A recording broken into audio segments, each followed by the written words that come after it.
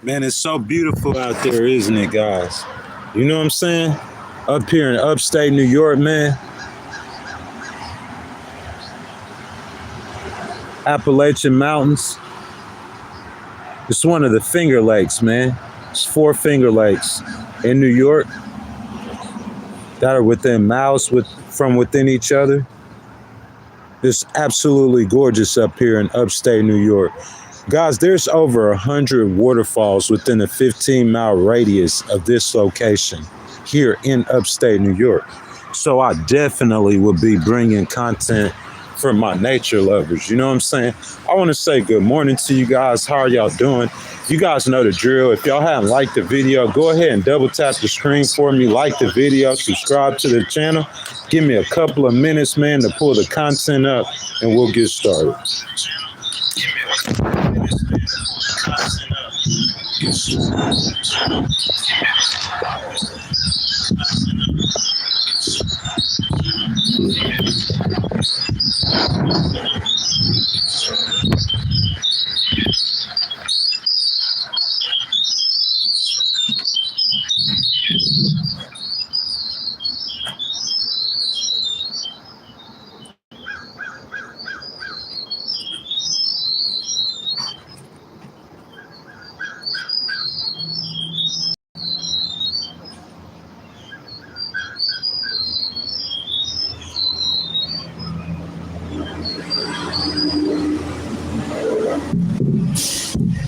So good morning, beautiful people, my beautiful people. I got the bed. What's up, man? You know what I'm saying? We're gonna get started this morning with that nonsense. Look, this one This is what I'm saying, man. Look, you guys gotta understand that I'm a legal person, so I'm always with that drama stuff. You know what I'm saying? Unfortunately. But that drama stuff is what helps me to be able to give good advice, political advice as well. You know what I'm saying? That's what lawyers do. They advise people to give good advice to people, including our president, you know what I'm saying, about the right moves to make with America. And that's what we talking about this morning. Guys, the We the People tour live from New York is day 72, and we will be reacting to President Trump's speech at the UN General Assembly. I want to say good morning, Patrick. Good morning, sir. How are you doing? Guys, welcome into the live stream. Before we get started, I ask that you guys, if y'all have not already, that you guys will like the video, subscribe to the channel, and make sure you guys hit that notification bell so y'all could go live every time we're in the stream. You know what I'm saying? Guys, if you don't know, we release a vlog every single Tuesday. So Tuesday just passed, so we just released one.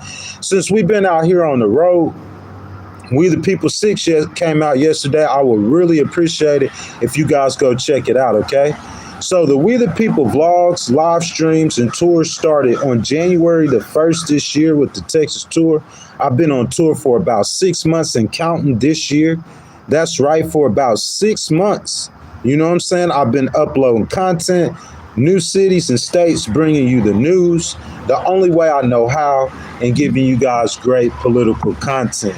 Patrick says it's 4 a.m. there. He's going to work. I hope you have a great day at work, sir. Now, regardless of where you are on the political spectrum, the most important business America needs to be handling is with Russia, China, and with Israel, point blank. I know it seems tempting for any Republican president who has a majority on the Supreme Court, a majority with the Senate, and a majority with Congress to just start thinking he could completely stamp out the Democratic Party, especially with President Trump and what he went through with the indictments, the impeachments, assassination attempts. So don't get me wrong, man. I get it. Make America Republican again. It's like people be forgetting history, though. The Republicans and Democrats have been at it since day one, literally going back and forth with one party dominating for 2 or 4 years. So you guys get caught up in the heat of the moment, the heat of the argument, and sometimes it gets out of hand. And we've seen that with Charlie Kirk and others getting assassinated. So we continually have to remind these politicians that the enemies of America are without our borders. And the issue of Russia and Israel is so important. That's why I talk about it all the time. I think it's time President Trump got Zelensky and Putin together to sit down at a table and start working this out. It's time for President Trump to get Bibi and the Palestinians to sit down at a table and figure this out. These wars have been waging for way too long, and it goes completely against President Trump's goal to bring about an age of peace and prosperity for the whole world. Crystal says, don't call that man the president. That's a problem I have. Crystal, why can't we call him the president? Did he not win the election? Is that not the rules of the game? The rules of the game is we have an election and you have a winner or a loser. Without the rules, we don't have a team. Without the rules, we don't have an America. Without the rules, we don't have a constitution. That's what I'm trying to tell you. These are the rules. So every time, Crystal, I appreciate you, baby. I appreciate your opinion, and I hope you stay and you keep commenting. That's why I pinned your comment. Every single time, though, we go through this to where we don't want to acknowledge the other side. One, I think that's what's hurting America. I'm not saying I'm blaming that for Charlie Kirk's death. I'm not blaming that for the political violence in America, but we have to get past those thoughts and all that. See, I think it hurts us when we say, or when you hear President Trump say that the Democrats are the enemy or they're evil or they're wicked. I think that hurts us. That hurts the cause. Because the cause is to put all that stuff down. Listen, I know you might not agree with him. I know you might think A, B, C, and D about President Trump, but the fact is he won the election, guys. He won. He won. Did he win? Did he not win? If he didn't win, prove he didn't win. I'm saying if he won, bro, I'm saying what we still talking about. I understand. I feel the Democrats' pain. I see where you're coming from. But what you got to do is you got to compose yourself, gather yourself together, start campaigning. Yeah, campaigning. Hit the ground. Start organizing. Do what you need to do to win the election. Your message is affordability and healthcare. But Miss Crystal, baby, what I'm saying is President Trump won. And I'm saying if we going to wait till 2028, if the Republicans can win, if we going to wait till 2028 for things to be right, or for you to try to have a voice, or for you to do anything at all, if we wait, and then we could lose the world. We could lose our country. It's that important. It is that important. We have pressing issues on the table right now in the world, the business of America. We got to get to the business of America. What's up, Edward? And President Trump is president. So let's do this, guys. It's time for President Trump to end these wars, okay? Bring about an age of peace and prosperity for the world. That's what he said his goal was. So, guys, one more time before we jump into the news and the analysis, I ask that you guys will like the video, subscribe to the channel, and make sure you guys hit that notification bell. Also, guys, everyone is welcome in this stream. I just ask that you guys will be respectful to others. I welcome you guys, like Miss Crystal, Republicans, independents, and Democrats. I'm an independent. Jump down in the comments and let your voices be heard. And also, guys, one last thing, we got to pay the bills. I don't have any sponsors yet. I'm not taking money from no party, no one else. So, guys, super chats, super thanks, and super stickers. They start at 99 cents. If you want to donate to the channel or start a conversation, or have your comment read, hit that button with the $ in it, and your donations are truly appreciated. Let's see. Michael Johnson says colonization has always been in operation, and maybe it has. And maybe you guys who feel that way about America, maybe you guys need to go stay in Russia for about 2 months. And I'm not being facetious. I'm not saying go stay in Russia because I'm a Republican or a Trump supporter. I never voted for President Trump, not one time. 3 elections, not once. So I'm not saying go stay in Russia because I'm a Republican or a Trump supporter. I'm saying that so you can understand that if Putin was running this world, it would be a completely different world. You talking about colonization, you'd be talking about survival. You couldn't oppose him. And that's why we're going to get to the news right now. And we're going to talk about President Trump's speech at the UN General Assembly. It's only the second time he's done that.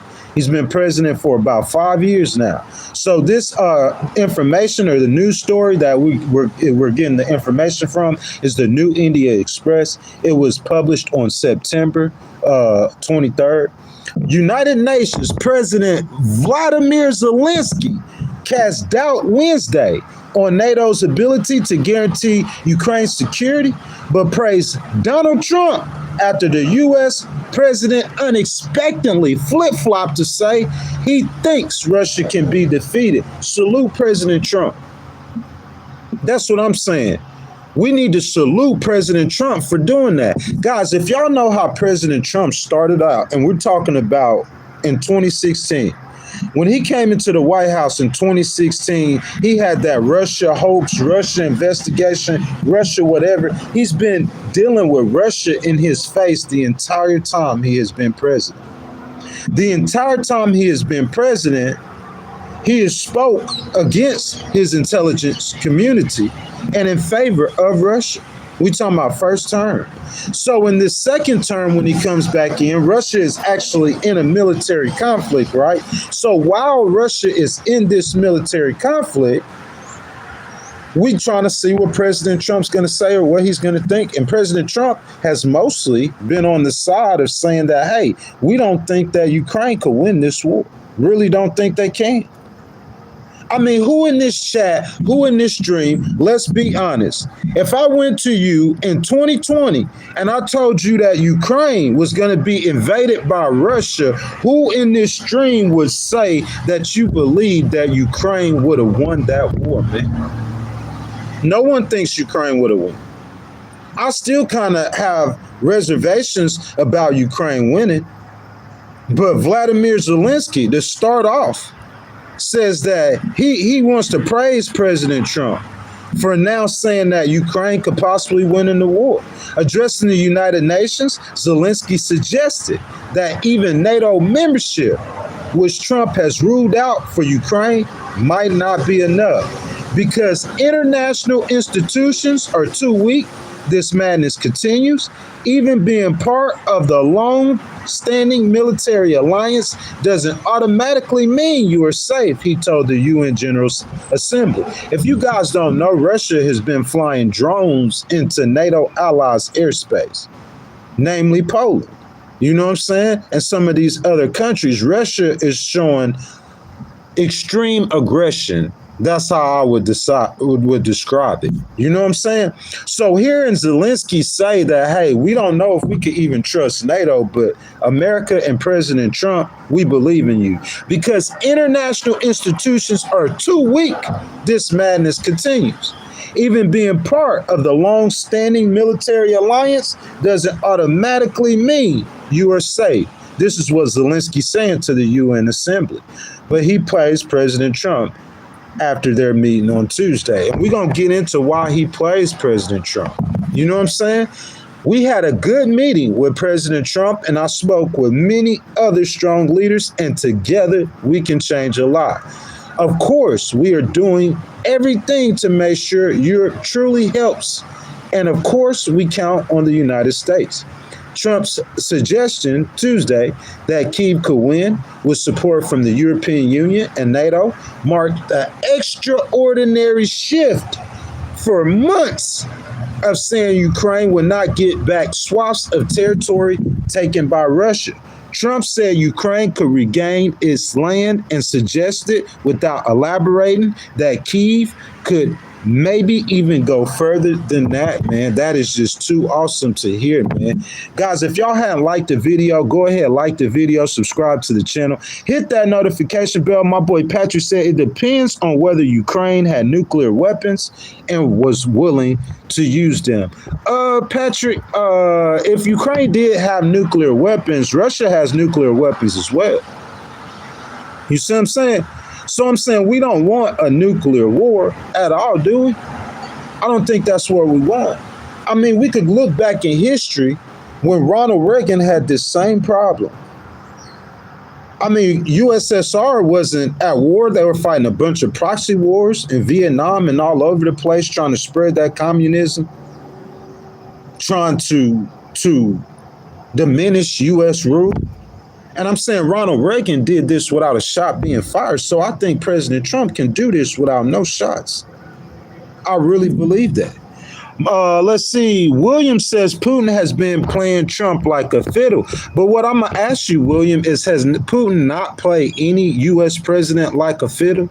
The problem is that, and the reason why he has to be stopped is that Vladimir Putin basically, essentially, he a mob boss. Essentially, Vladimir Putin is a mob boss. That's why he needs to be stopped. So whenever he looks at the U.S. president or American president, he's just looking at the president like, hey, these people are weak, or this dude is weak. So he's looking at President Trump the same way. He's looking at President Trump like he's weak. And I think that's the problem. Michael Johnson says no self-hate. I don't understand what that means, Michael. You know what I'm saying? But we're not looking for that this morning. If you guys have not liked the video, make sure you guys go ahead and double tap that screen for me. Like the video, subscribe to the channel, hit that notification bell, man. The U.S. leaders' comments mark the latest in a series of policy switches on Ukraine. And I'm not hating on President Trump for that. I'm saying how are we going to do that? How are we going to say this? I'm praising President Trump for this. I don't think none of us as Americans need to be hating on President Trump for him switching. Isn't that what we want? I'm praising him for that. So it marked the latest series of policy switches. Great job, President Trump, including a sudden pivot to peace talks with Russian President Vladimir Zelensky earlier this year that stunned allies. President Trump trying to end this war, man. You know what I'm saying? However we could end this war, guys, we want this war to end. Isn't that the goal to end the war? That's the goal for us to end this war. However we got to end it, we need to end it. That's my take. What you got? Y'all jump down in the comments, man. I'm going to try to read as many of you guys' comments as I can, man. We trying to end the war, and whatever President Trump has to do to end it, end it. Washington's top diplomat, Marco Rubio, met with his Russian opposite number, Sergei Lavrov, on the sidelines of the UN General Assembly in New York, although no details about their talks were immediately made available. My analysis on this, guys, is President Trump now saying that Ukraine can have all its land back? Wow, that's amazing. That's the point to start, saying that Ukraine can have all of the land back that they... Guys, think about that. If you guys follow this conflict, if you follow this war, you know where President Trump stood on the war for him to make almost a complete reversal. You know, me personally, if you look at a map and you look at Ukraine and you look at Russia, me personally, I would think easily that Russia will win this conflict. How many of us thought the conflict would still be going on? I'm saying a lot of us we probably thought that this conflict would have been over and Russia would have been won. How many of us thought that? So to see Ukraine still fighting with Russia, to me, that's an amazing thing. But to hear President Trump actually say that Ukraine can have its land back and think that Ukraine can actually win or get Crimea back within 2 or 3 years, that's amazing. I think that will weaken Russia. I think that would listen to what I'm saying, y'all. This is so important. I'm saying if it's possible to be done, if it's possible that Ukraine can get that territory back, you see what I'm saying? If it's possible, if they could get Crimea back, that's going to end the war. Am I right or wrong? You never have to get Putin to sit at a table if you game planning for Ukraine to take Crimea back. Ukraine right now, if you guys don't know, they're hitting Russia's oil refineries. They're giving Russia all they can handle. Decimating Russia's military. Decimate. You hear me? So look, this is what I'm saying. I'm saying, so if Ukraine in 2 or 3 years could take back Crimea, that's going to work miracles on the world stage. What you think, guys? What you guys think that China is going to think if they see Ukraine put up that fight against, they see the American resolve to support Ukraine? So China is going to know that if America did that with Ukraine, why can't they do it with Taiwan? You see what I'm saying?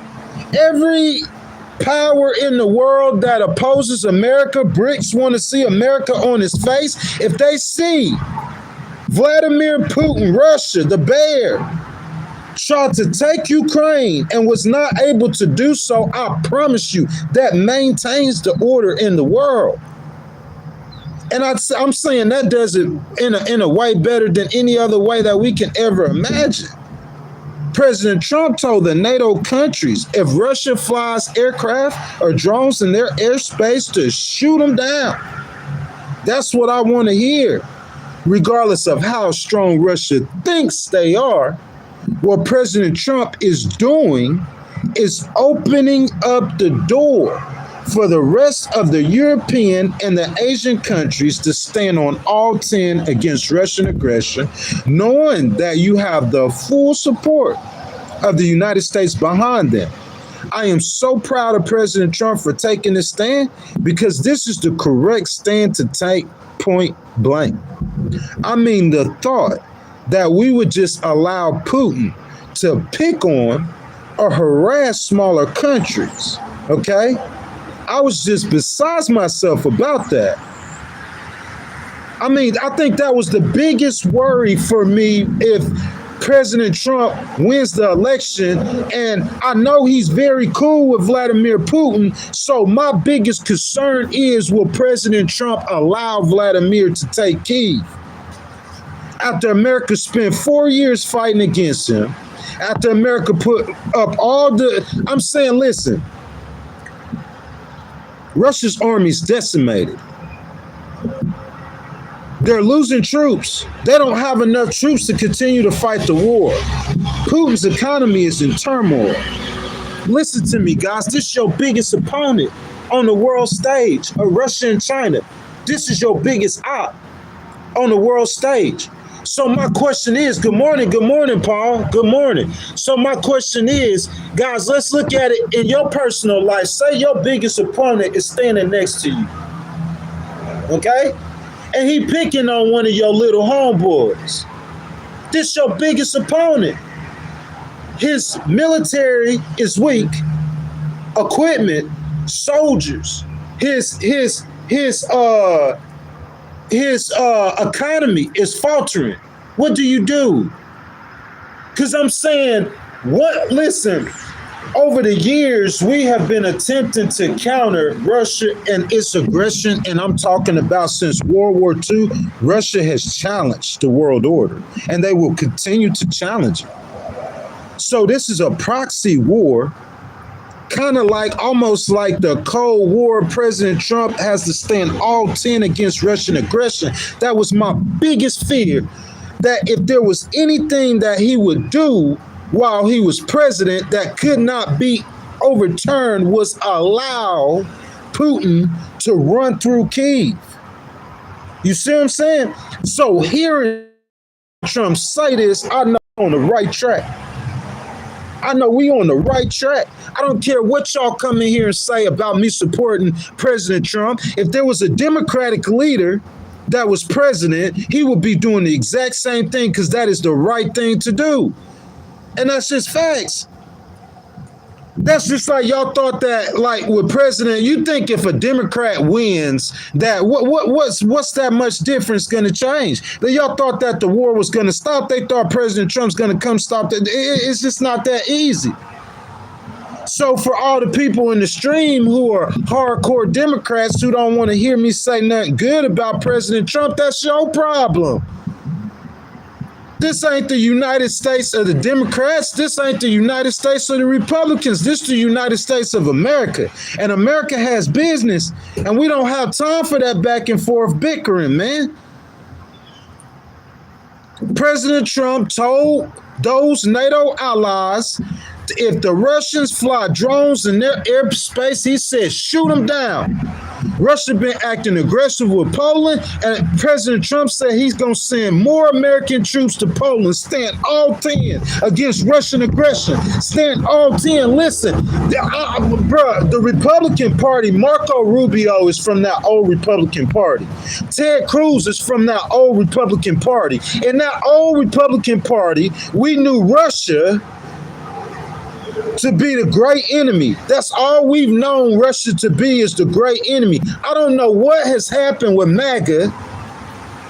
You see how it just flipped just like that while I'm supporting President Trump. I don't know what has happened with MAGA to where these youngsters are thinking that Putin is good or Russia is good. Where y'all get that from? Y'all name me, somebody in this stream right now, name me 5 good things Russia has done for the world in the last 10 years. How many African nations you know Russia is feeding? Feeding, like America. Like, you know, when the Palestinians were starving and President Trump sent them $60 billion worth of food, you could say that the Democrats have sent them 10 times more, and you might be right. But what I'm saying is, we talking about Russia, how many nations is Russia feeding? What good is Russia or Putin doing for the world? That's what I'm trying to tell you. So if Putin and Russia was controlling Asia or any part of the world, it would not be the same. That's what I'm trying to get you. People don't understand. All these MAGA people talking about Putin is good or Russia. Nah, Putin ain't no good. Russia ain't no good. We ain't none of that is gonna happen. None of that is good for America. So in my mind, just getting President Trump, just getting Zelensky and Putin at a table and working towards that peace, in my mind, that was great if he was gonna head that route. But hearing him say that the NATO countries could shoot down Russian aircraft, hearing President Trump saying that that Ukraine can have all its land back, bro, that's a big turnaround. That's why Zelensky praising him. And I don't care how any Democrats feel. In my opinion, it don't matter. It matters about what's best for America. And what he talking right now is best for America, regardless of how strong Russia thinks they are. What President Trump is doing is opening up the floor to stand against that Russian aggression. I mean, the thought that we would just allow Putin to pick on and harass smaller countries, especially NATO countries, especially U.S. allies, I was just besides myself about that. Because I am sure that we would just be back on the same place in human history that we were at pre any world wars. Guys, this is the most important thing in the world right now. We could talk about Charlie Kirk, we could talk about budgets, we could talk about anything we want to, but the most important thing in the world is allowing Putin to take Ukraine. And I don't care what nobody's saying. I'm trying to tell you that. Ghostwriter telling you that. You see how amped up I am about that. And I just stood all 10 on what I'm saying. Good morning, Angelo. Thank you for that donation. Everyone, please like Angelo's donation. Thank you, my brother. I just stood all 10 on that. Y'all make sure y'all double tap the screen if y'all haven't. If y'all forgot, like the video. Good morning, sir. Good morning, baby. How are you doing? Man, listen, y'all. I just stood all 10 on that from day one. And like I said, President Trump, when he came in, now we don't know what's going on. We know what happened with Russia the first time, and he went over there and he turning against American intelligence agencies. We don't know what's going on. I don't know what's going on. We know that Russian story was supposed to be a hoax, and he really ain't. Yeah, and all that, but I'm saying he cool with this Putin dude. So he come in the office and he keep trying to be cool with Putin, and Putin disrespecting him, and he say, Putin, please stop attack. He pick up the phone and ask Putin to stop sending missiles and rockets into Ukraine, and Putin sent twice the missiles and rockets that he ever sent to Ukraine. He ain't listening to nothing President Trump is saying. So to see President Trump for the first time, bro, say, listen, I know for a fact that Ukraine, Zelensky needed to be president when this stuff is over. In my mind, you know what I'm saying? Like, I love the, first of all, I'm a former veteran. Salute all the veterans in the stream. You know what I'm saying? You know, I'm a big supporter of the military. That's how you keep your power. In my mind, you see what I'm saying? Like, however you get out the situation, as long as Zelensky's still in power, all those millions of people dying, they need to quit dying. We need to end that war. We need to end that war. That's what I'm saying. As long as Zelensky in power, you go get Putin, grab him by the back of his neck. You go grab Zelensky by the back of his neck. You sit him down at a table and you slap your hand on the table and you let him know who in control and you let him know we got to end this war. That's what I thought was going to happen. Maybe Putin was going to get to keep Crimea. That's what I thought was going to happen. But President Trump then went over there and been getting down with the Europeans, and they saying something completely different. They saying that, hey, Putin might have to we could beat Putin. That's what Europe and Ukraine is saying right now. We could beat him. We got him on the ropes, bro. Imagine if Ukraine takes back Crimea, bro. I'm talking about that is the best thing that could happen for America in the entire world. Listen to what I'm telling you guys, because every nation in the world will see that. Look, in my opinion, Ukraine taking back Crimea. Y'all listen to me. Angela, I'm going to get down there in just a second. Listen, in my opinion, Ukraine taking back Crimea would be bigger than Ronald Reagan breaking up the USSR. So President Trump, hearing you say that, man, I'm saluting you this morning, President Trump. I'm standing up, man. I'm talking about parade rest. Hold up. Let me get my military stuff going, bro. Parade rest. I'm saluting you this morning, President T. Big time, man. Big time, man.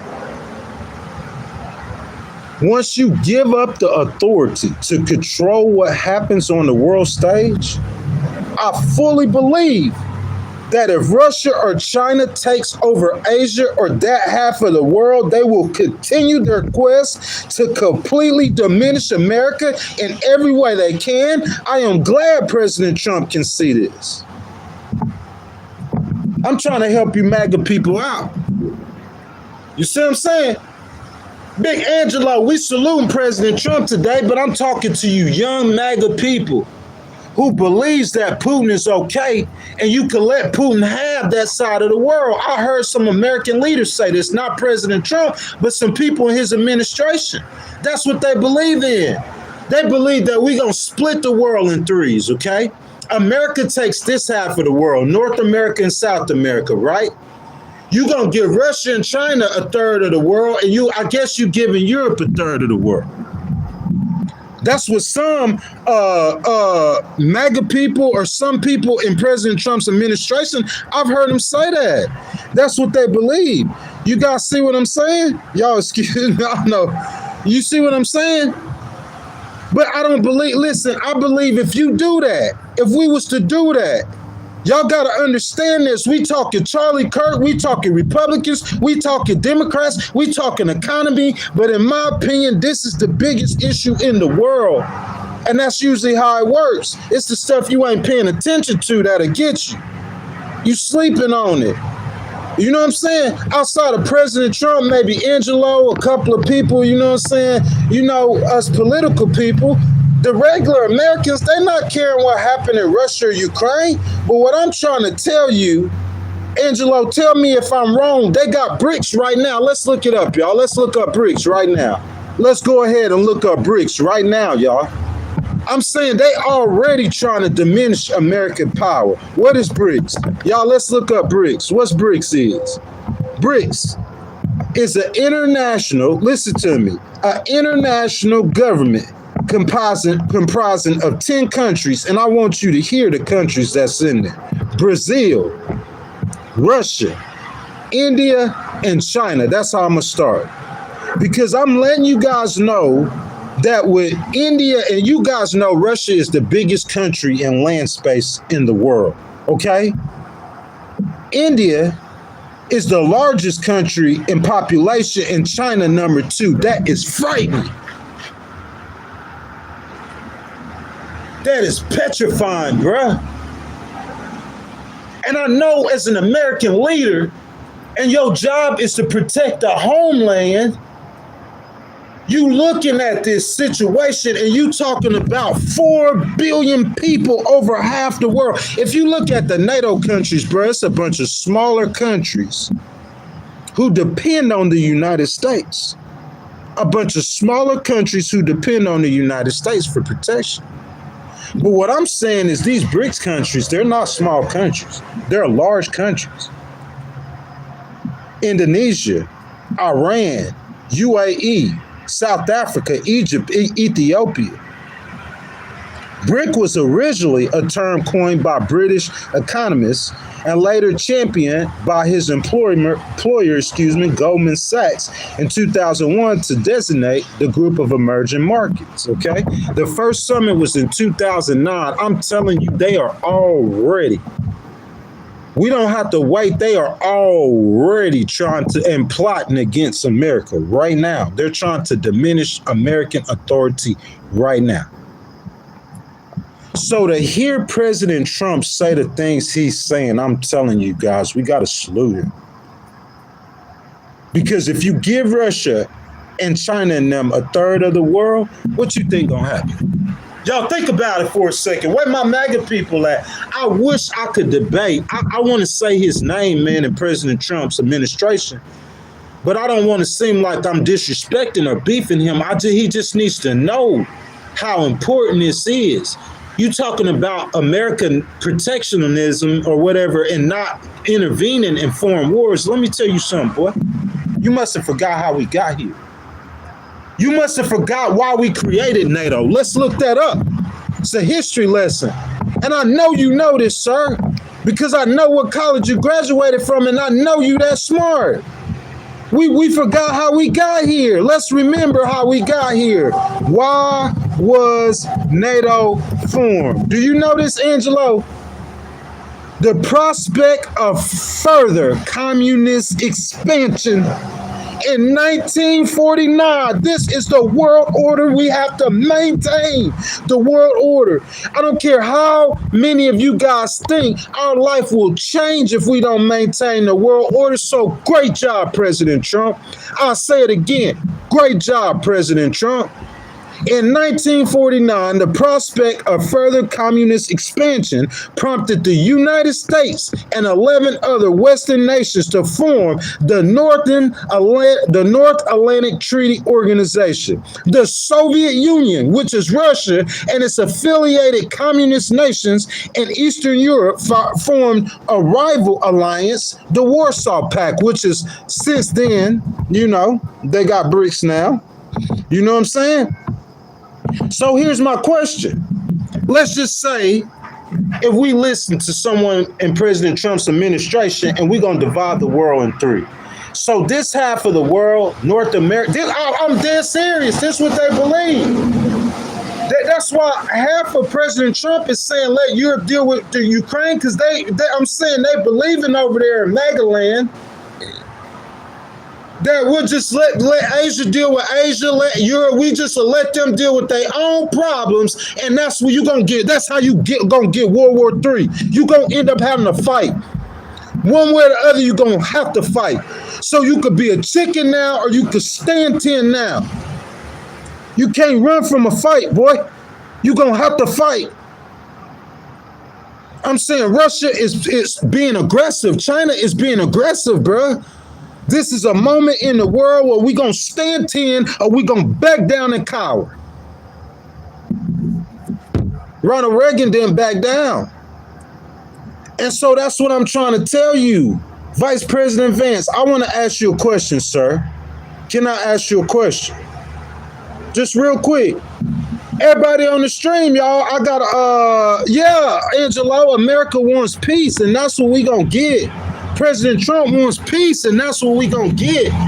But the way we gonna get peace, you're not gonna get peace by being weak with nobody like Putin, Angelo. He gonna run straight through you. The only way you gonna get peace is with strength.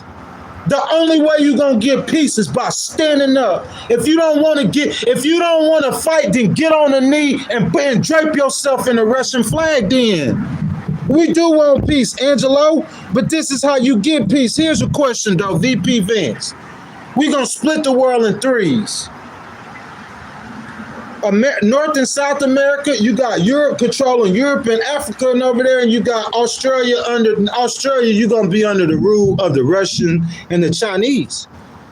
So here's my question, Vice President Vance. We done split the world in three. Russia gets what they want. Say they get Ukraine, they could dominate whatever they want to do on that side of the world. My question is that when you split the world in three, what you think they're going to do with BRICS? You think BRICS going to get weaker or stronger? Tell me. If you give Putin what he wants, you think he going to stop? You think he going to stop? That's the question. No. They already got BRICS. They don't want America to be the leader in the world. That's what they want. They don't want America to be the leader in the world. So you give Putin, say, okay, Putin, you win. Putin, you win. Putin, you can have Ukraine. You the power on that side of the world. We won't interfere in any kind of thing that's going on over there in Asia. We won't interfere in those affairs. Putin, you win. You can have it. But I'm saying, at that point, VP Vance, do you think he's going to stop trying to stomp America? That boy OKGB, America is a mortal enemy. Yeah, he'll sit down with you. He'll drink a cup of coffee. He'll shake your hand. He'll be cool with President Trump and everything. But in his mind, America are mortal enemies. Yes, Angelo, they are all hypotheticals, definitely. But what I'm saying is, Angelo, if you go to the south side of Chicago right now, and you got a bag of cash of $10,000, I'm finna tell you what's gonna happen to you, Angelo. We live our life off of hypotheticals. I know if it's raining outside, I'm gonna go a little bit slower. I'm not gonna go that fast because hypothetically, I've seen what happened to people speeding on wet roads. I know what's gonna happen to you if you go to the south side of Chicago with $10,000 of cash just walking around in your hand. Just keep walking around the neighborhood, and I'm going to tell you what's going to happen to you. Angelo, it's a hypothetical, baby, but some people could see better than other people could see. And I'm telling you, Angelo, if you got any children, sir, let's say you got a 6-year-old, and a 6-year-old playing with a fork, and he's sticking it in the wall socket. Y'all, I can attest that I was one of them babies that stuck in the wall socket, and I didn't get shocked that time. I didn't die that time. You get that? So when my mama come and say, hey, boy, don't stick that fork in that wall socket, you gonna die. That's a hypothetical. You might not die. You might not. It's a hypothetical. But I'm saying some hypotheticals you better listen to. And a hypothetical is if we give Putin that side of the world and let him have Ukraine, it's not going to stop. He's going to still hate America. He's going to still want to see America destroyed. You still going to have to end up fighting. So I'm saying you got the Europeans, they get it. They're smart. Putin has been one to rebuild the USSR. He has ambitions to grow Russia. So the Europeans, like President Biden, you got an army. He done went into Ukraine. You got an army that's fighting him. Just like we did in the past, we got to keep fighting them. You're not going to get peace if you let him have that side of the world. I promise you. China has been building up their military for years, and they hadn't attacked nobody yet, and they ready. I am glad, Angelo, that President Trump can see what I'm saying. That in this situation, the balance of trade, peace, and everything else in the world, in my opinion, as far as America, is hanging on that Russian conflict. That's how I feel, Angelo. I feel that Russian conflict is so important. Yes, we want peace. Angelo, that's what I said. Like immediately, like President Trump, Zelensky, Putin, table. Let's get to it. But I'm saying President Trump is saying now that he thinks that Ukraine could take back Crimea. He really thinks Ukraine can take back Crimea. Systematically, America has been breaking Russia down. Guys, one more time. You know what I'm saying? I ask that you guys like the video. If you're on a cell phone, all you got to do is just double tap that screen for me. Like the video, subscribe to the channel. Make sure you guys hit that notification bell. Also, guys, if y'all cannot tell, everyone is welcome in this stream. Republicans, independents, and Democrats. Just jump down in the comment section and let your voice be heard. Now, one last thing, guys, we got to pay the bills. I ain't in the studio yet. I don't have no sponsors yet. So I'm not taking money from no party or no one else, just you guys. Super chats, super thanks, super stickers like Angelo, man. You know what I'm saying? Somebody been with me from day one, been supporting, you know what I'm saying? I appreciate you, Angelo. They all start at 99 cents. If you want to donate to the channel or if you want to start a conversation, have your comment read, please just hit that button with the $ in it and your donation or must Appreciate it. Postmaster, what's up, Postmaster? Postmaster, what's up, Postmaster? We don't need no Postmaster around here. You need Ghostwriter. You need a litigator who ain't gonna back down, who stand 20 toes, who gonna beat you. Ghostwriter, if I sue you, I'm gonna beat you, boy. You can't win. That's what y'all need. What's up, Postmaster? Postmaster. Angelo said, Putin said he would never have attract you. Oh, did he say that for real? Did he say that for real, Angelo? Maybe so. You know, maybe so. But I'm saying we in this situation right now. He did attack Ukraine, and he cannot have Ukraine. No, Putin, you cannot have Ukraine. I said that. Go tell him Ghost said that. We don't care. Listen, a politician, you temporary. In America, we got a timestamp on your power. January 20th of 2028, your power is timestamp. It's temporary. These politicians don't understand that. I'm not talking about President Trump now, because President Trump was elected by the people. I'm talking about the people some of the people that work for him weren't even elected.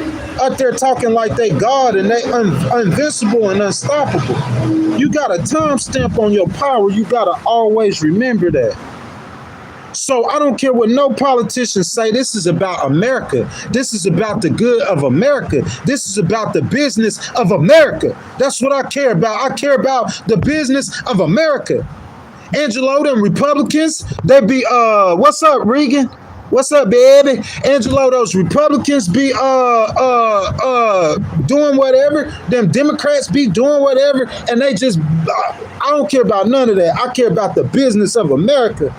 While y'all sitting there fighting, rest in peace to Charlie Kirk. While y'all sitting there fighting, you know what Putin over there doing? Putin, you think Putin liked the Republican Party? Oh no, it's cool, y'all. It's cool, y'all. It's cool, y'all. Putin liked the Democratic Party. Putin ain't gonna attack America because America have Democrats. Putin ain't gonna help foreign BRICS because America has Republicans. He gonna not attack America because the Republic. Putin don't care about if you know Republican or no Democrat. He care about that red, white, and blue. And that's what you need to care about, that red, white, and blue, boy. That's what we care about, that red, white, and blue, right? Isn't that what we care about? This the business of America. And in the business of America, Russia is the biggest problem still. If you ask them, let's ask Secretary Hegseth.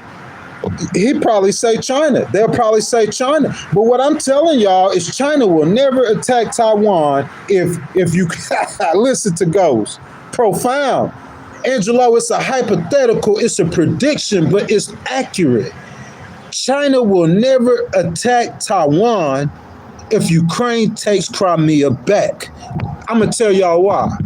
Let's look at Russian losses. Let's look at the Russian losses. You want to do the troops? Because you know he paying mercenaries in Cuba to fight for him. He paying North Korea. He paying people to fight for him. So the Ukrainians have got smart. Where does Putin get his money from? He get his money from the oil. Destroy all their oil fields. Ukraine got smart. They taking drones into Russia and they hitting their oil, they hitting their pockets, they hitting their money, they hitting their everything. Boy, do not come against these United States of America, boy. I'm passionate about this. I care about my country. You see what I'm saying? I hear these little stupid Democratic pundits and these little MAGA people. I care about my country. I don't care nothing about your party, boy. You ain't gonna have no party if we don't have America. You ain't gonna have no party. You ain't gonna have no party. Your party gonna be the Putin party. The Republican Putin party and the Democratic Putin party. I'm being facetious, of course, but I'm trying to show y'all. The business is the business of America, and the business of America is Russia. And I heard President Trump say that Ukraine could have Crimea back. So if he thinking that way, he feeling that way, you might not need to sit Putin and Zelensky down. Maybe you can. Maybe you could work it out. Or maybe Putin feel like there ain't no working it out. Zelensky is not going to say he's going to give up Crimea, and Putin is not going to stop until he's trying to get all of Ukraine. He ain't even thinking about Crimea. He's trying to get all of Ukraine. But what I'm saying is, you ain't going to need no peace deal if Ukraine gets Crimea back. The war is over. If Ukraine starts operations and start punching Putin in the mouth with the Europeans and Americans supporting him, and he does not get Crimea back, the war is over. Janetta Mitchell, good morning, baby. Good morning, baby. Everyone in the stream, will y'all please double tap the screen for me, like the video, make sure you have subscribed, hit that notification bell. We're going to look up the Russian equipment losses in Ukraine. I want y'all to know. I want y'all to know. ORYX, that's my source. ORYX reports that Russia has lost over 20,000 units of military equipment in Ukraine, including more than 15,000 destroyed or damaged vehicles. You know, 11,000 damaged vehicles. How much you think an armored vehicle costs? You think it costs as much as your Hummer or your Lexus or your Honda? 15,000. 4,000 tanks. You know what we need to be looking up? How much equipment, military equipment, do they have left, Angelo? Ain't it, Angelo? How much military equipment they got left? How much military equipment Russia got left? I'm being facetious still, but I'm saying, bro, I guarantee you they lost at least half of their stuff. Russia has lost over half of its available military hardware. That's crazy. That's crazy. Y'all seen it in real time. Ghost Rider. I got 5 sources for this. 15,300 tanks and fighting vehicles and howitzers. They only got 1,300 tanks left in use. Bro, I'm talking about their economy is in shambles, bro. I'm talking about President Trump. He's seeing something. Zelensky, a war dog, boy. Y'all say what y'all want to about Zelensky. That boy Zelensky ain't no joke. He a war hawk, bro. He a war. And, bro, Ukraine, y'all look at Ukraine and Russia and like, yeah, Russia gonna storm Ukraine. They were supposed to do it in 2 or 3 days. It's been over 3 years. I said we need to end this war, but they said, hold up, Ghost. The Europeans said, hold up, Ghost. I think Ukraine could take Crimea back. And that's got President Trump saying that, hey, they can have Crimea back. That got President Trump saying, hey, we sending more troops to Poland. Putin, you wanna play games? Well, we sending more American troops to Poland. Stand up and salute President Trump. I don't care what you say. I don't care if you're a Republican, you are independent, you a Democrat. That man made a turnaround, and he in the spot he's supposed to be in. So today we gonna stand up and salute President Trump. Point blank. You dealing with Ghost Rider, baby. Full of passion this morning. You know what I'm saying? I ain't take everything I need to take. I'm in it, boy. You getting the truth. You getting the truth from me. That's what you gonna get, boy. Stand up and salute President Trump. Bottom line, he made the turnaround. He in the spot he's supposed to be in right now. Stand up and salute President Trump. That's the difference between me and you. That's the reason why he'll never listen to you, because you a hater. I'm not hating on. If you a Democrat, you gotta be a hater. Angelo said, Ghost, you came a long way. I appreciate that, sir. I really do. But I'm just being real about it, bruh. Like, how I'm gonna be on here? Look, Angelo, I'm up here. All the MAGA people. I'm talking about Charlie Kirk, all of them people on that side, they saying Russia ain't that bad, Putin ain't that bad, let Russia have Ukraine. They might not have been saying it in that clear, but kind of like that's kind of what they saying. They going soft on Russia. You see what I'm saying? And then I heard somebody in his cabinet talking about splitting the world in three. I'm saying, boy, you don't know your history. You don't know how in 1940 how we got here is because we let them. You listen, in World War II, I want to tell y'all something. In World War II, little history lesson this morning, guys. Listen, World War II. Hold up, America not getting into World War II. So, guys, I know y'all should know this already. I don't have to research this. I don't have to study this. I'm a political person. Okay. World War II, America was at this point in their history what the person in President Trump's cabinet is saying. Before the United States joined World War II in response to the Japanese attack on Pearl Harbor, I know you guys know about this, okay? The Great Battle had been raging in Europe since 1939. Just like over there in Asia, they had been fighting that fight. While the British and Russians were struggling against the German right, the United States remained officially neutral and refused to enter the war. How many people died in World War II? How many millions? Tens of millions. And you know what the strongest army in the world, the strongest military in the world was doing? We gonna split the world into threes. We gonna depend on Putin, who kills his journalists, to maintain order in Asia. We gonna depend on Putin to do that. We gonna depend on Xi Jinping.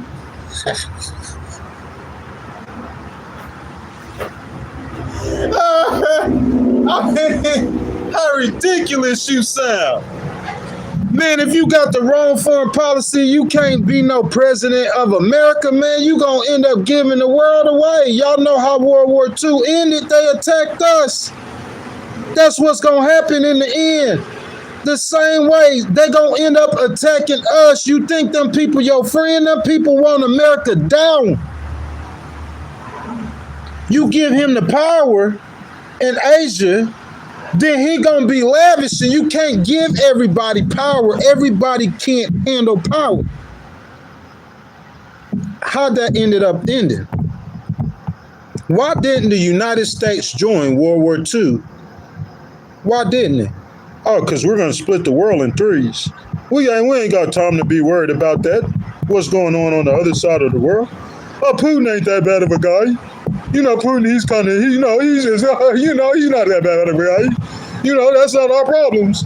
We don't have to worry about 75 million people that died on the other side of the world. We ain't got to worry about that. We just finished fighting World War I. We just spent all that time over there in the Middle East. We don't. You just ignorant. That's what I call you. That's ignorance. World War II began in September 1939 when both Britain and France declared war on Nazi Germany, following its invasion of what country? Poland. While other allied nations such as Canada and Australia joined Britain and France in their fight against Nazi aggression. Don't this sound familiar? While other allied nations such as Canada and Australia joined Britain and France in their fight against Nazi aggression, what the United States did?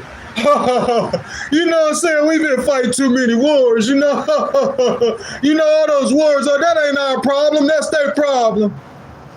Those wars over there, that ain't our problem. That's their problem. We ain't worried about. Who worried about what's going on in Russia and Ukraine until he drop a bomb on Pearl Harbor, you idiot? That's how that's gonna go. See, listen, you over there thinking that Putin thinks like an American. Oh, I just want this little piece of land and then I'm going to stop. And I'm going to be good about it. I'm going to rebuild Ukraine how America does. That's what America did in Iraq. They rebuilt their whole nation. I'm going to rebuild Ukraine. I'm going to do this. Nah, that's not what Putin going to do. Putin ain't that kind of dude. Putin is a mobster, bruh. He ain't no politician. He a gangster. Y'all just don't know that. If you know somebody in the CIA and they could talk, they'll tell you Putin is a straight gangster. That's why he didn't look. Think about it. How did Putin deal with President Clinton when he first met him? Go research it. How did Putin deal with George Bush when he first met him? President Bush gave him a chance. He tried to give him a chance. He tried to. He said he looked in his eyes and seen whatever he seen, but how did it end? How did Putin deal with President Obama? And the same way he dealing with President Trump. In your mind, you think you could get an American politician who's strong. That's not going to happen. It don't matter what American president we have, Putin going to deal with him the same because Putin think that we weak. And Putin is a mobster. Imagine if you was a gangster. You got Tupac going up against American presidents. You got Tupac going up against America. You think he gonna listen to him? But I can tell you one thing he gonna listen to. He gonna listen to them Black Hawk helicopters.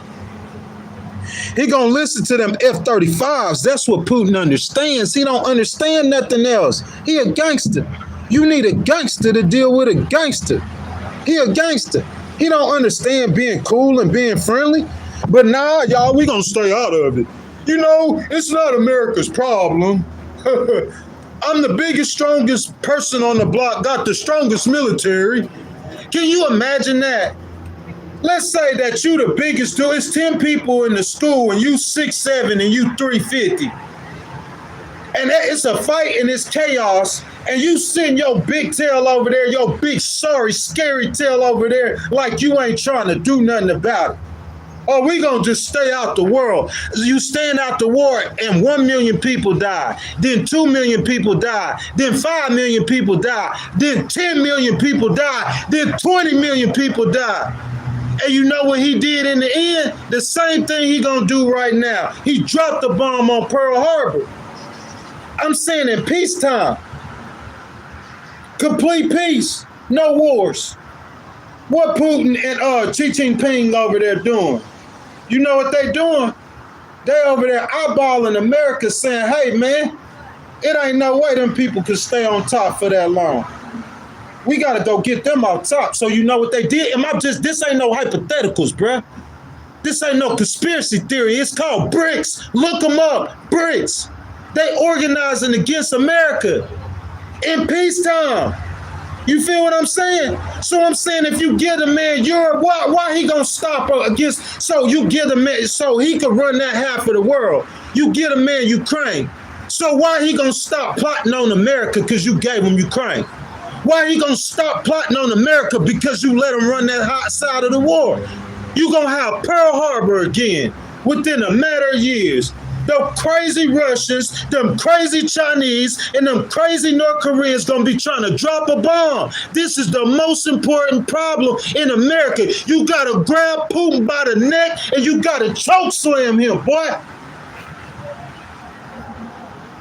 Tell Big Pete head self, boy, you need to get a gangster over there with you. You grab that boy by the neck and you choke slam him. That's how you deal with him. America the bully on the block. Russia not. Get down, Putin. America the bully on the block. China not. Get down, Xi Jinping. Get down. Marco Rubio, where you at, baby? That old Republican Guard, y'all got to stand up, man. Y'all got Ghost right out here sweating with so much passion, bro. Y'all got to stand up, man. Y'all got to stand up. So I don't want to hear what no Democrats saying this morning. We could talk about it tomorrow, but not this morning. This morning, President Trump said, or yesterday or the day before, he said, Zelensky praising it. He said, hey, you can have Crimea. What? Bro, we almost fell out our chair, bro. What? Hold up. I know that ain't President Trump tapping. Hold up. Somebody go tap him on the shoulder and wake him up and see if that's Big President T. Yo, that's Big President T. What he said? He said that Ukraine could have Crimea. Oh, my goodness.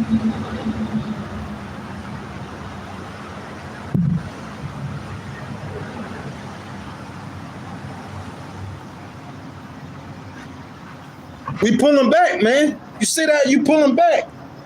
You know he over there finna give away Ukraine and finna give away Russia and finna get America attacked. You pull him back from that. You can't pull him back from that. You can't help the man see what he need to see if you keep on being condescending to him. I'm not going to be condescending. If we look at the job numbers ain't good. President Trump, the numbers ain't good. Get the numbers up. Why be condescending? That's stupid. He do a lot of things I don't agree with politically. Like he cut Medicare and Medicaid and food stamps. I don't agree with that. You just going to increase the poverty in your nation. That's all you doing. I never agree with that. But I'm saying because I don't agree with it, what does that mean? You're not going to agree with nothing that every politician does. I keep saying this for these Democrats, man, and Republicans. You will never, you think everybody in MAGA agree with what President Trump does. Well, then why they started acting like that about that Jeffrey Epstein stuff then? Everybody don't agree with what he do, so why the Democrats gonna agree with all he does? That's immaterial. What is material is why we got two brothers in the House fighting. You got the Republicans and the Democrats, y'all in the House, y'all in the same house fighting. I don't care how much you hate each other. I don't care how many people y'all killing each other. Y'all are in the same house fighting. You just stupid and you're going to wake up and see it eventually. Too much hatred. But you got Republicans and Democrats in the same house fighting, two brothers. And outside your house, you got the devil. He lurking. While y'all in the house fighting, Putin outside your window, peeking in your window, bro. He trying to take everything you got. And y'all fighting each other. The biggest, strongest on the block, sitting there, I ain't getting any, with your orange cross. Oh, you ain't? I know y'all feeling me, bro. I know y'all feeling me. That's the thing about Ghost. I'm going to break it down to where you can feel me, man. You know what I'm saying? Because this is important stuff right here, Angelo. Yes, Angelo. And we don't need to be divided. But listen, neither here nor there. President Trump can't help that someone tried to kill him. He got indicted 5 times. Look, you could say what you want to about the indictments. You could say he was guilty or whatever. That's arguable. That's arguable. Okay? It's the timing of when they brought the charges is my problem, but it's arguable. Somebody trying to assassinate him, you can't argue with that. That's low down. Somebody trying to kill you, boy, that's low down. So I could understand him in his mind, the problem he got with the Democrats. I don't think Letitia James is the right move. I don't think Adam Schiff is the right move. But hey, like I said, I didn't win no elections and nobody didn't try to shoot at my ear or indict me or all the things he went through. So that's on them. But what I'm saying is regardless of what's going on in America, if he take the right stand against Russia, we safe. If you take the right stand against Russia, President T, we safe. And I see you have pivoted completely in the right direction. It's us against them. It's us against them. I want peace too. Tell Putin that. Tell Putin we want peace. Tell him that. We told the Japanese knew we wanted peace. That's why we didn't get into World War III. You think they care what you want? You think Vladimir Putin cares what one American want? You think Xi Jinping cares what one American want? You got to get out your own head, boy, and get into reality before you lose our country.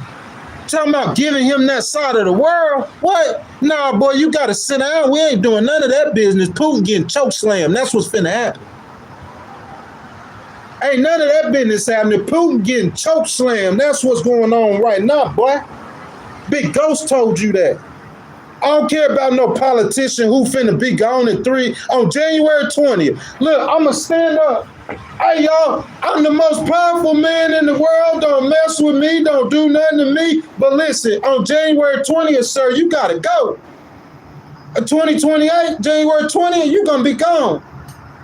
We don't care about what no politicians say. This is America, baby. The business of America. President Trump done got back to the business of America, man. You know what I'm saying? So we gonna salute Big President T this morning, President Trump. Great job. So I got another story for us, y'all. Make sure y'all double tap that screen. Make sure y'all like that video, man. We need that support. I appreciate y'all down in the comments. Matthew Rose, baby, I see you. I see you. I see you. So Matthew says the problem is people don't have any time in their lives to actually research. I understand that, but you can't use that with President Trump. Mr. Matthew, we can't, that is true. We don't have the time, but for the ones who do have the time, we got to listen to them. And your job is, when it's time to vote, you got to make the time as an American, because this is important business. And you got politicians these days who believe that they need to divide the world into three and let Russia and China and them have Asia. And Australia, poor Australia, where my baby A new at? Poor Australia, because I'm saying that them people over there running the world is going to get exceedingly wicked. President Trump, J.D. Vance, Stephen Miller, if y'all think it's wicked right now, if y'all give Putin that side of the world, you're going to feel it over here. The world is going to get 10 times more exceedingly wicked. And you know what they're going to end up doing? Hold up, somebody in here, you got the wrong name, my boy. You know what I'm saying? He come up in here with that name. That's the holiest of holies. We don't even say that name out loud. You hear me? I see you could get pseudonyms and make fake names, but with nothing to do with God. You talking about holy. When you talking about the Holy Spirit, bro, that's the holiest of holies. There ain't nothing more righteous or holier than that. I don't even say his name is so holy. So I don't do that, man. And I apologize about that, y'all. I'm just down there looking in the comments for a second. So, guys, the source for this is the Council on Foreign Relations. Again, it was September the 23rd. You know what I'm saying? Like, I didn't read the whole article. I'm just skimming through the article so y'all can understand that. But it seems completely biased against President Trump. Angelo, where you at? Angelo, where you at, baby?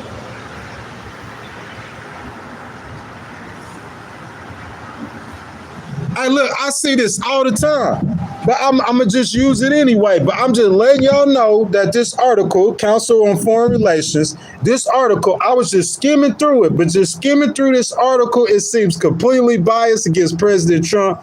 So as we go over and read things that are obviously biased, I don't care what side you on, I could tell if it's a bias. Just report the facts in the news. I give analysis and opinions too. But I'm saying I'm giving you straight facts and straight news. But I'm saying, so if you got a bias against him, you know, I'll correct it as we go along. Okay, so let's get to the story. 6 years after speaking to the UN General Assembly, President Donald Trump took full advantage of his return to Turtle Bay today. Asked to speak for 15 minutes, he addressed a gathering of world leaders for nearly an hour. Why you even got to put that in there? You see what I'm saying? Rather than sketching a vision of how the world might cooperate to meet the challenges it faces, Trump touted his accomplishments and aired his grievances. Why you got to put that in there? That's what I'm saying. The result likely thrilled his supporters just as it antagonized his critics. Whether you thrilling supporters or antagonizing critics, that's lower level stuff. I'm on a different level, baby. Where we at? Let's step up. Let's step up. We on a different level. Let's step up. The Republicans there and the Democrats there. Up here, we on the business of America. This level right here is called the business of America level. You got Republicans there, you got Democrats there, but this level right here is called the business of America level. That's what level we on right now. So look, people who heard him saying his accomplishments, his grievances, when I'm listening to them speeches, I'm skimming through. He talking, Ghost, how you gonna skim through words? Yeah, he talking, my ears hearing it, and my ears are skimming what he's saying. You feel that? But what I did catch, let's see if they mentioned it, is his turnabout on Ukraine. I did catch that. You know what I'm saying? I did catch that. Much of Trump's speech was familiar to anyone who has watched a MAGA rally. That's what I'm saying. I just skimmed the article. I never read the article, but you could tell by reading it, they got a bias against him. Omar, what's up, baby? Y'all say what's up to Omar, man. He one of my supporters, my loyal supporters. You know what I'm saying? He frequently went off script. That's what President Trump does. Who cares? He boasted of his domestic policy success, complained that he has been overlooked for the Nobel Peace Prize, Big President T, and bragged that the United States is the hottest country on earth. That's why I mess with President T, baby. USA, baby. Red, white, and blue. The hottest country in the world, America is. Yes, indeed. Always will be. Ghostwriter gonna celebrate that whether it's a Republican and a Democrat. Where my boy Josh Shapiro at? Where Governor Shapiro at? You know what I'm saying? Where you at, Governor Shapiro? Governor Shapiro, when you are it depends if America swing back this way. Governor Shapiro, man, I'm still with Governor Shapiro. Now, Governor Shapiro, you or Gavin Newsom, y'all become president next, I'm going to do the same thing with you guys as I'm doing with President Trump. People already call me a Democrat because I tell them how much I love Jasmine Crockett. I see it fun, though. But I tell them how much I love Jasmine and how much I love AOC. So they think I'm a Democrat, bro. I'm not no Democrat whatsoever. That's why I'm bragging on President Trump today. Former President Joe Biden served as a punching bag. Throughout the speech, Trump mentioned his predecessor directly or indirectly 9 times, accusing him of leading the most corrupt, incompetent administration in history. That right there, when President Trump be doing that, I just don't listen to it. You know what I'm saying? That's his beef. That's the same thing if I was cool with somebody and he like, bro, that's your beef. I'm really not in that. I'm cool on the other side. You see what I'm saying? I'm cool on President Biden's side. I'm cool on them. I'm cool with President Biden, and I'm especially cool with VP Harris. You see what I'm saying? So when he starts saying that stuff, I just don't listen to that. I just ignore that. That part right there, I just won't listen to. Biden was not the only target of President Trump's barbs. The United Nations was as well. Some of his complaints were minor. A broken escalator on his way to the speech and a malfunctioning teleprompter once he reached the dais. Listen, I seen that myself. As soon as he stepped on that escalator, it stopped working. But the escalator next to him, it was working. Listen, they gonna say I'm Ellis Jones or something because I'm gonna put out a conspiracy. Y'all listen, I was sitting there, I watched it. Look, I'm talking about, he said what he said about the United Nations. The United Nations, I don't know, I ain't been in the building. I'm telling you what I'm seeing. But the elevators, they look nice and clean, they go. And I'm talking about the elevator down was running perfectly. And the elevator up was running perfectly. President Trump took one step on the elevator and it stopped. How many of y'all seen that? On everything, that was so funny to me. You know what I'm saying? And it stopped. Come on now. Some were historical. He lamented losing a contract decades ago to renovate UN headquarters and claimed he would have done a far better job than the winning contractor and would have been given the building marble rather than terrazzo floors. Some people got a problem with President Trump talking about building a new ballroom that they wanted for 150 years at the White House. Y'all don't even hear me talk about stuff like that because that's not important. That's not the business of America. Why I'm gonna be over here beefing with President Trump about them building a building that you don't care about and I personally don't care about either? Who cares? If he could, if it's within his wheelhouse to do it, he's a builder and he cares about that, then let him do it. That's his personality. That's what I'm saying. You get to nitpicking, trying to control people's personalities and manipulating all kind of things. Just let that be what that is. You know what I'm saying? Anyone familiar with the United Nations sympathized while he dismissed his penchant for a stronger a strongly worded letter, and empty words in place of effective action. He offered no practical solutions, however, for improving the organization's operations. Listen, I'm going to say this. To me, that doesn't matter. If you don't offer, like, I'm going to sit up here and tell you how I'm going to do it, A, B, C, D, E, F, G, how I'm going to do it. Hey, y'all, look, that don't matter. What matters is as long as you're on the right track or you get on the right track. That's all that matters. So they talking, you heard, that's why I said this article biased, bro. They've been talking, we've been reading this article, bro, and we ain't heard nothing about what matters. They talking about buildings, they talking about elevators, they talking about speaking too long. To the extent that Trump's speech had a theme, it was the evils of immigration and renewable energy. He returned to both topics repeatedly, as he put it in his remarks. Immigration and the high cost of so-called green renewable energy is destroying a large part of the free world and a large part of our planet.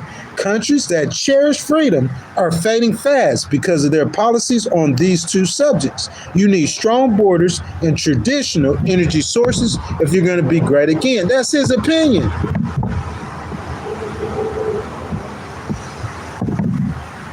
Do I agree? I'm not sure. You know what I'm saying? I'm not against renewable energy, personally. If you're trying to sit here and say that we don't have a chronic crisis on our earth, then you just don't understand the world. The weather, you could tell by the weather, the storms, the hurricanes, everything's getting way worse. We got a climate crisis. But what I'm saying is how President Trump feel about immigration or renewable energy. To me, look, you know what's going to happen whenever he start talking. Look, let's just do the speech. He giving the United Nations speech right then. You know what I'm saying? He giving it right now. When he start talking about renewable energy and all that other stuff, you know what I'm going to do?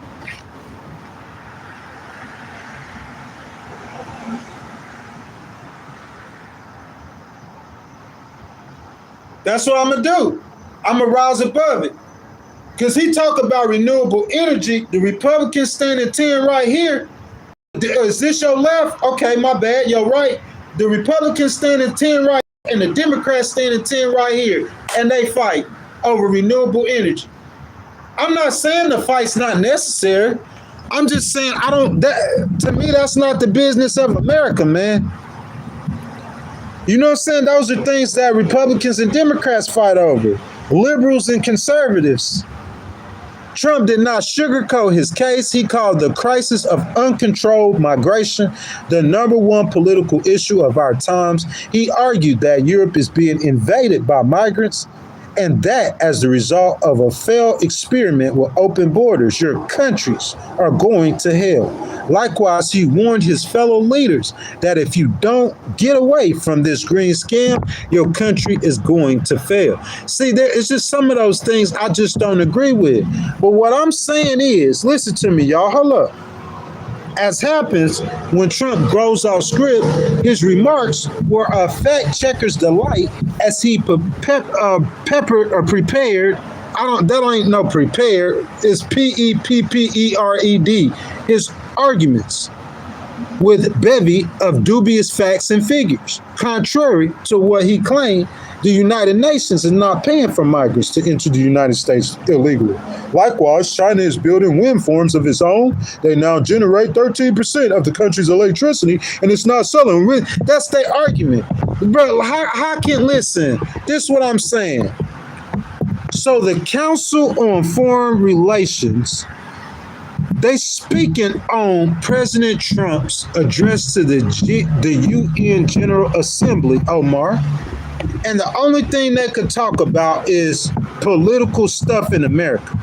That's American political stuff. No one cares about that stuff. Republicans do. Democrats do. The majority of Americans, they don't care about that stuff. When it's time to vote, they hear both arguments and they just vote accordingly. They care about the stuff they care about, pocketbook issues. That's what most Americans care about. Green energy, you can say in a way it can be put to a pocketbook issue, but I'm saying the way they arguing and fighting and disputing and all that over that, I promise you that the majority of Americans do not care about that stuff. As far as immigration goes, President Trump has his feelings on immigration, I believe, before he leaves the White House this term. A lot of those feelings are going to get changed because we need immigrants, guys. We need them. I ask if you guys have not, y'all double tap the screen for your boy, like the video, subscribe to the channel. Make sure you guys hit that notification bell as well too. You know what I'm saying? So everybody in this stream is welcome. Omar's down there. I see him. He getting into a nice conversation. So everybody's welcome. Republicans, independents, and Democrats. Y'all down in the comments. Y'all letting y'all voices be heard. That means we doing what we supposed to do. Miss Janita Mitchell says y'all better not forget to like that video, subscribe to the channel, and hit that notification bell, guys.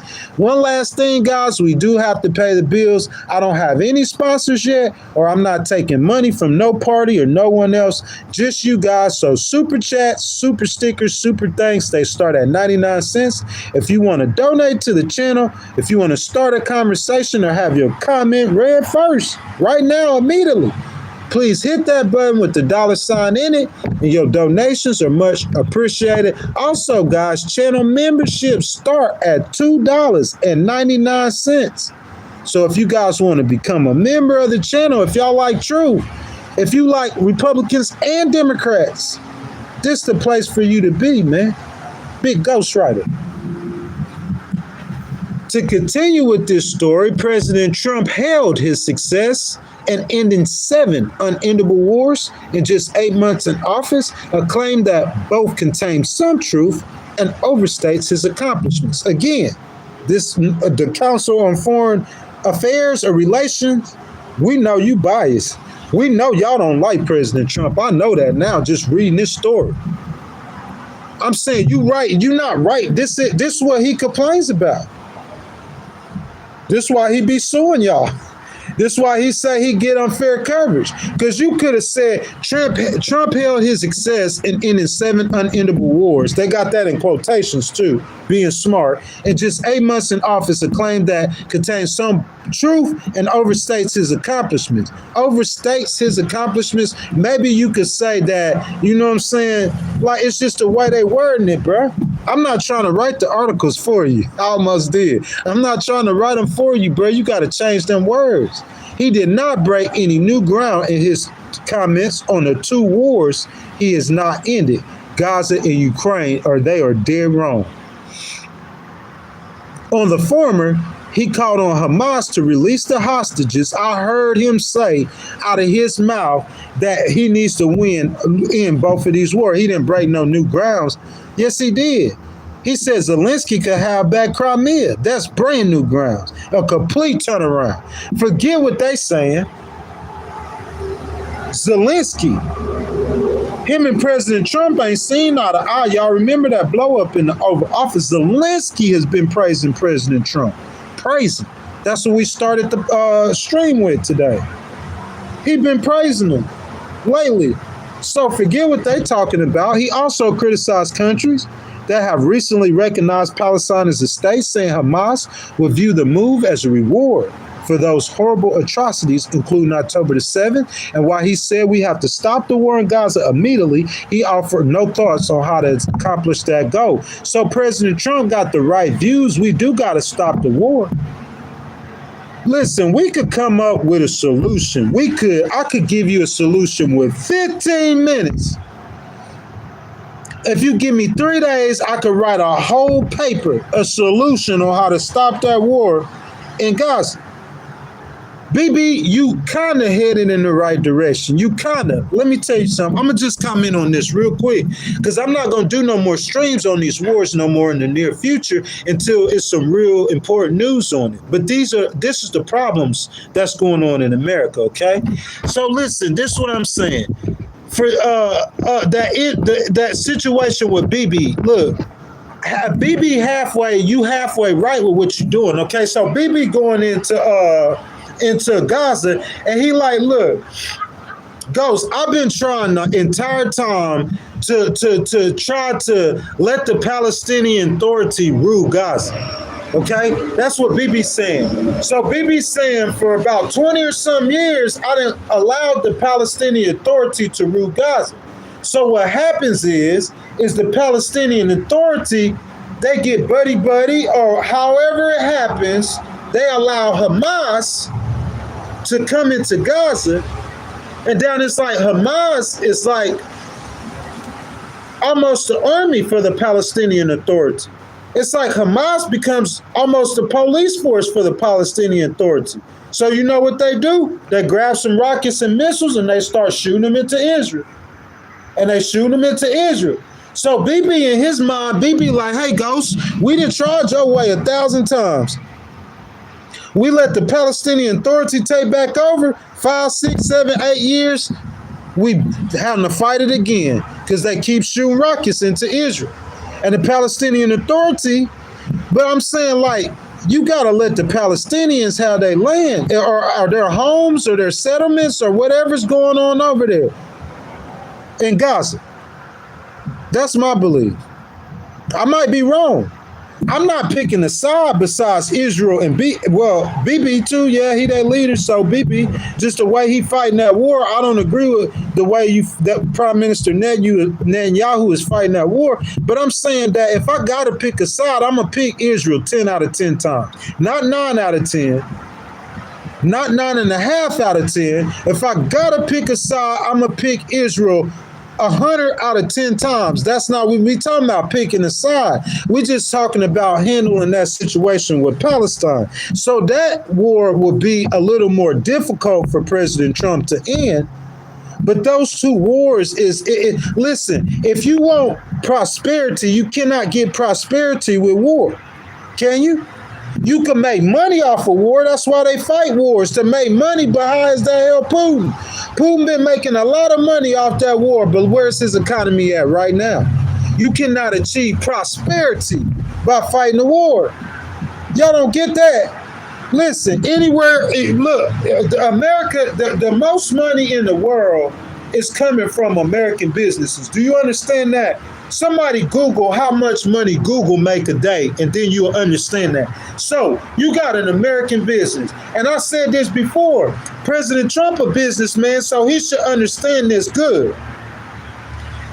You got President Trump. Let me get back on my thing, y'all. I got me a new spot. I'm Big President T, and I'm a business. I'm in Trump Towers right now, Big President T. And in Trump Towers, they bring me 2 employees. And these 2 employees been fighting. And they've been fighting in front of the customers. These 2 employees been fighting in front of customers. They got customers saying that they're not going to come back to Trump Towers anymore because it's ghetto in here. They can't maintain order. And they bring the 2 employees to President Trump. What President Trump going to do? Y'all already know. He going to fire both of them. You know why? Because in America, we learned that you can't make money with chaos. The two don't go along together. Okay, I'm going to start a war to make some money. So now I'm getting ammunition and guns and doing whatever I got to do to make money. And you making money. That's what happened with Russia. I had made predictions that Russia is going to return to its old glory days. I looked at some numbers, and their growth in their economy, their GDP, 1 quarter, it grew by over 5%. What? Russia got 5% growth in their economy. How they doing that? They making money off that war. That's how they doing that.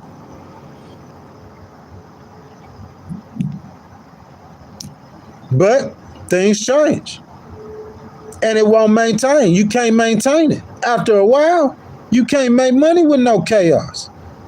Putin don't understand that. He will, though. As for Ukraine, Trump said that the war was making Russia look bad and that he was working relentlessly to end the fight. It is making Russia look bad. But he did not demand that Russian President Vladimir Putin stop his ramped-up attack on Ukrainian citizens. What would have happened if he would have demanded it?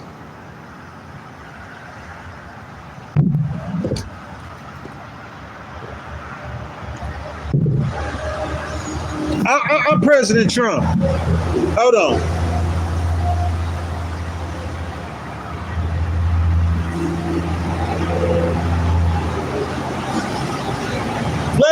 Putin, you must not.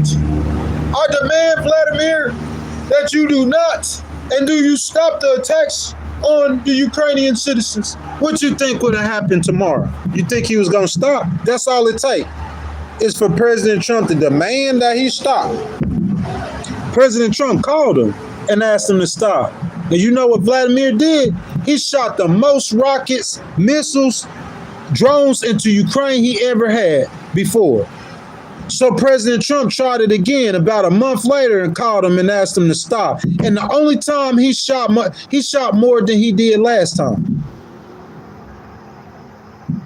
So what does it matter? He didn't say to stop, let alone agree to a ceasefire. He working on that though. I see you, Big Omar. I'm gonna get down there in the let me read that right now, because Omar, I know Omar is presenting another side of the argument. He said BB is 100% wrong. Israel should never have been established. It's against their own religion. Nah, Omar, we can't do that. I gotta unpin that, Omar. No disrespect to you, my brother, but we can't do that. Israel should have been established. Israel is established, and we're going to fight for Israel's existence. Why shouldn't Israel have been established, Omar? That don't make no sense. That any nation on earth you could say that about then. What's your fact? No African nation should have been established then. No, Russia shouldn't have been established. America shouldn't have been established. I'm saying, bro, Israel been there since the 50s or the 60s, right? Before that, they got exiled out of their land for 2,000 years. Before that, in the Bible, they got exiled out for 4,000 years. So they only been in that land for a little bit of time, or not 4,000 years in the Bible, 400 years. So they keep getting kicked out the land. So I could see why BB trying to fight and keep his land. Any nation will. Omar, that's like saying that you shouldn't have your house. You should have never got your house. We gonna kick you out your house. Oh, nah, Omar, you should have never had your house. You shouldn't have never established your house. We gonna kick you out.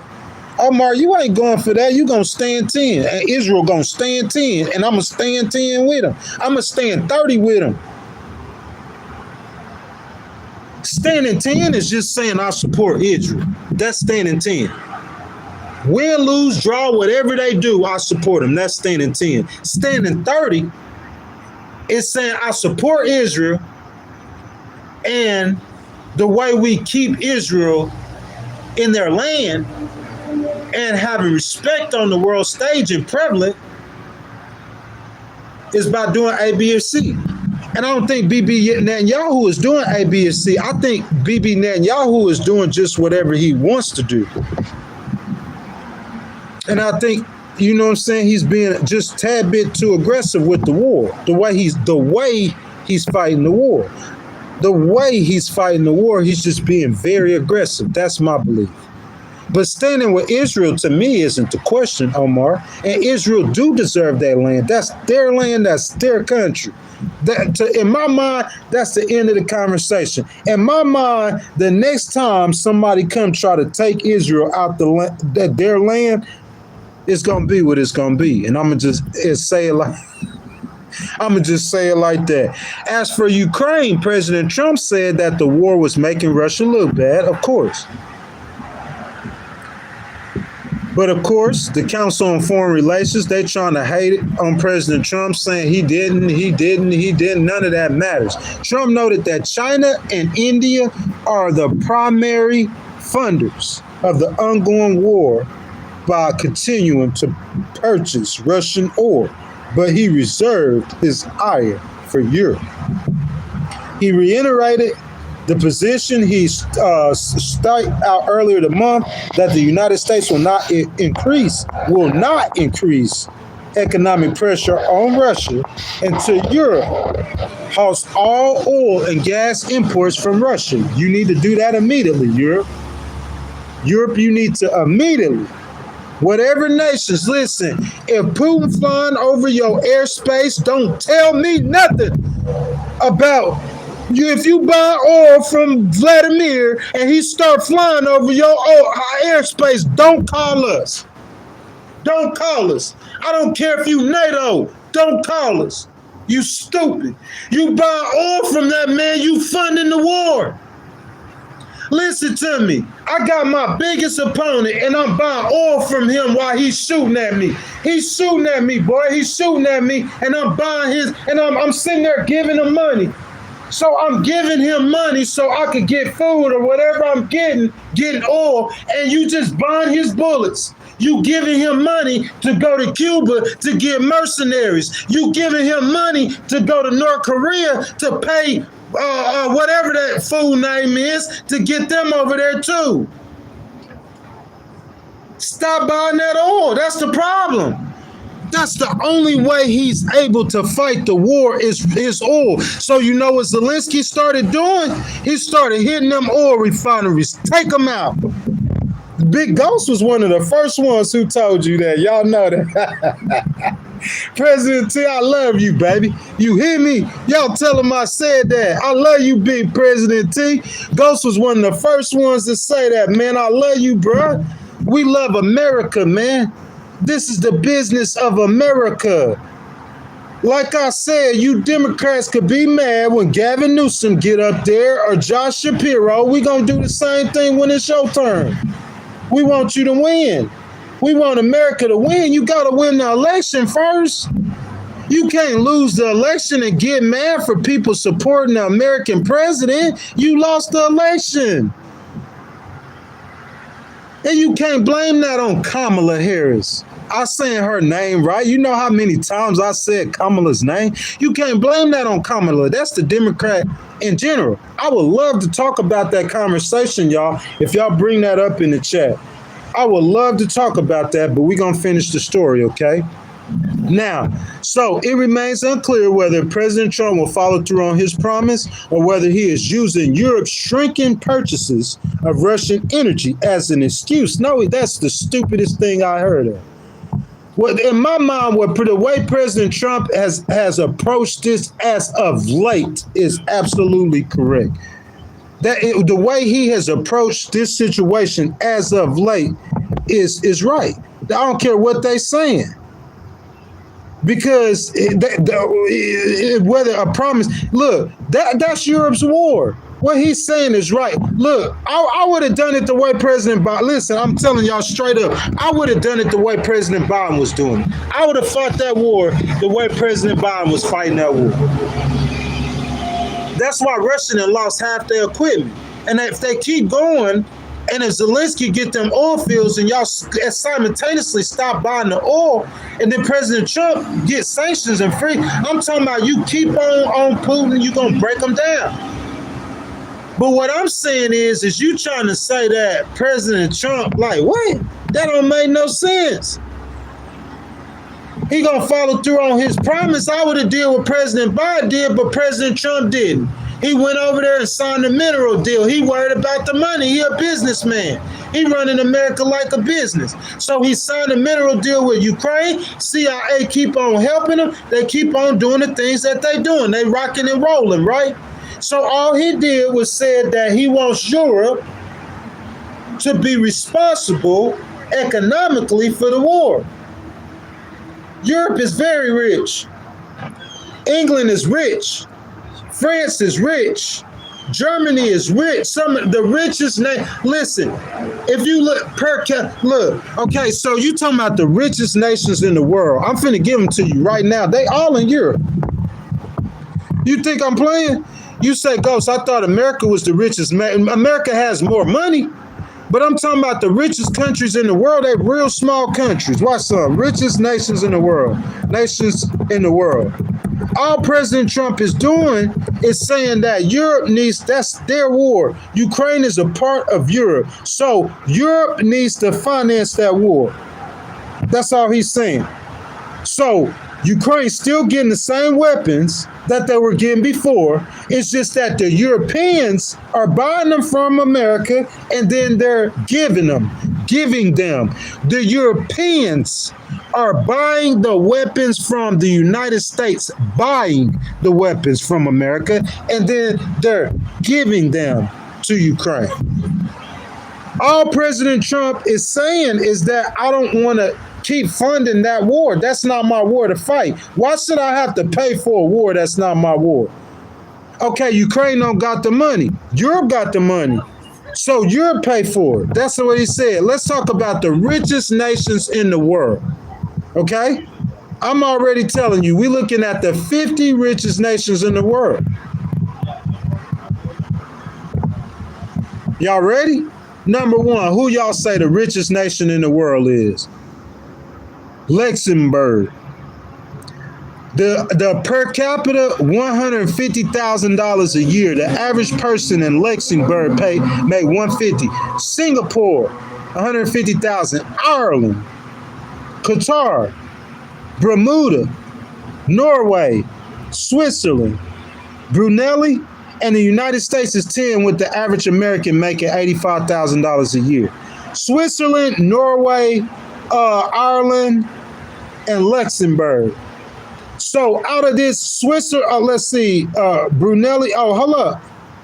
Let's see, Norway, Bermuda, that's on this side, Qatar.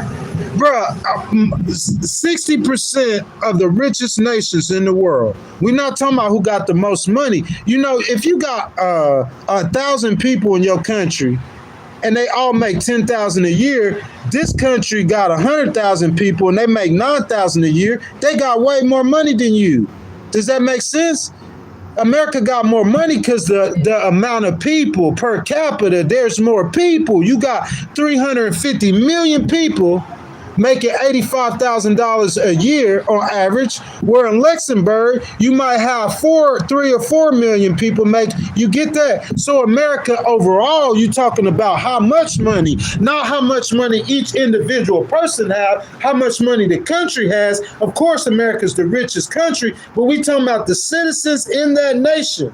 In Luxembourg, they make $150,000 a year. I already knew this. I didn't know the name of the countries, but I know, like Monaco.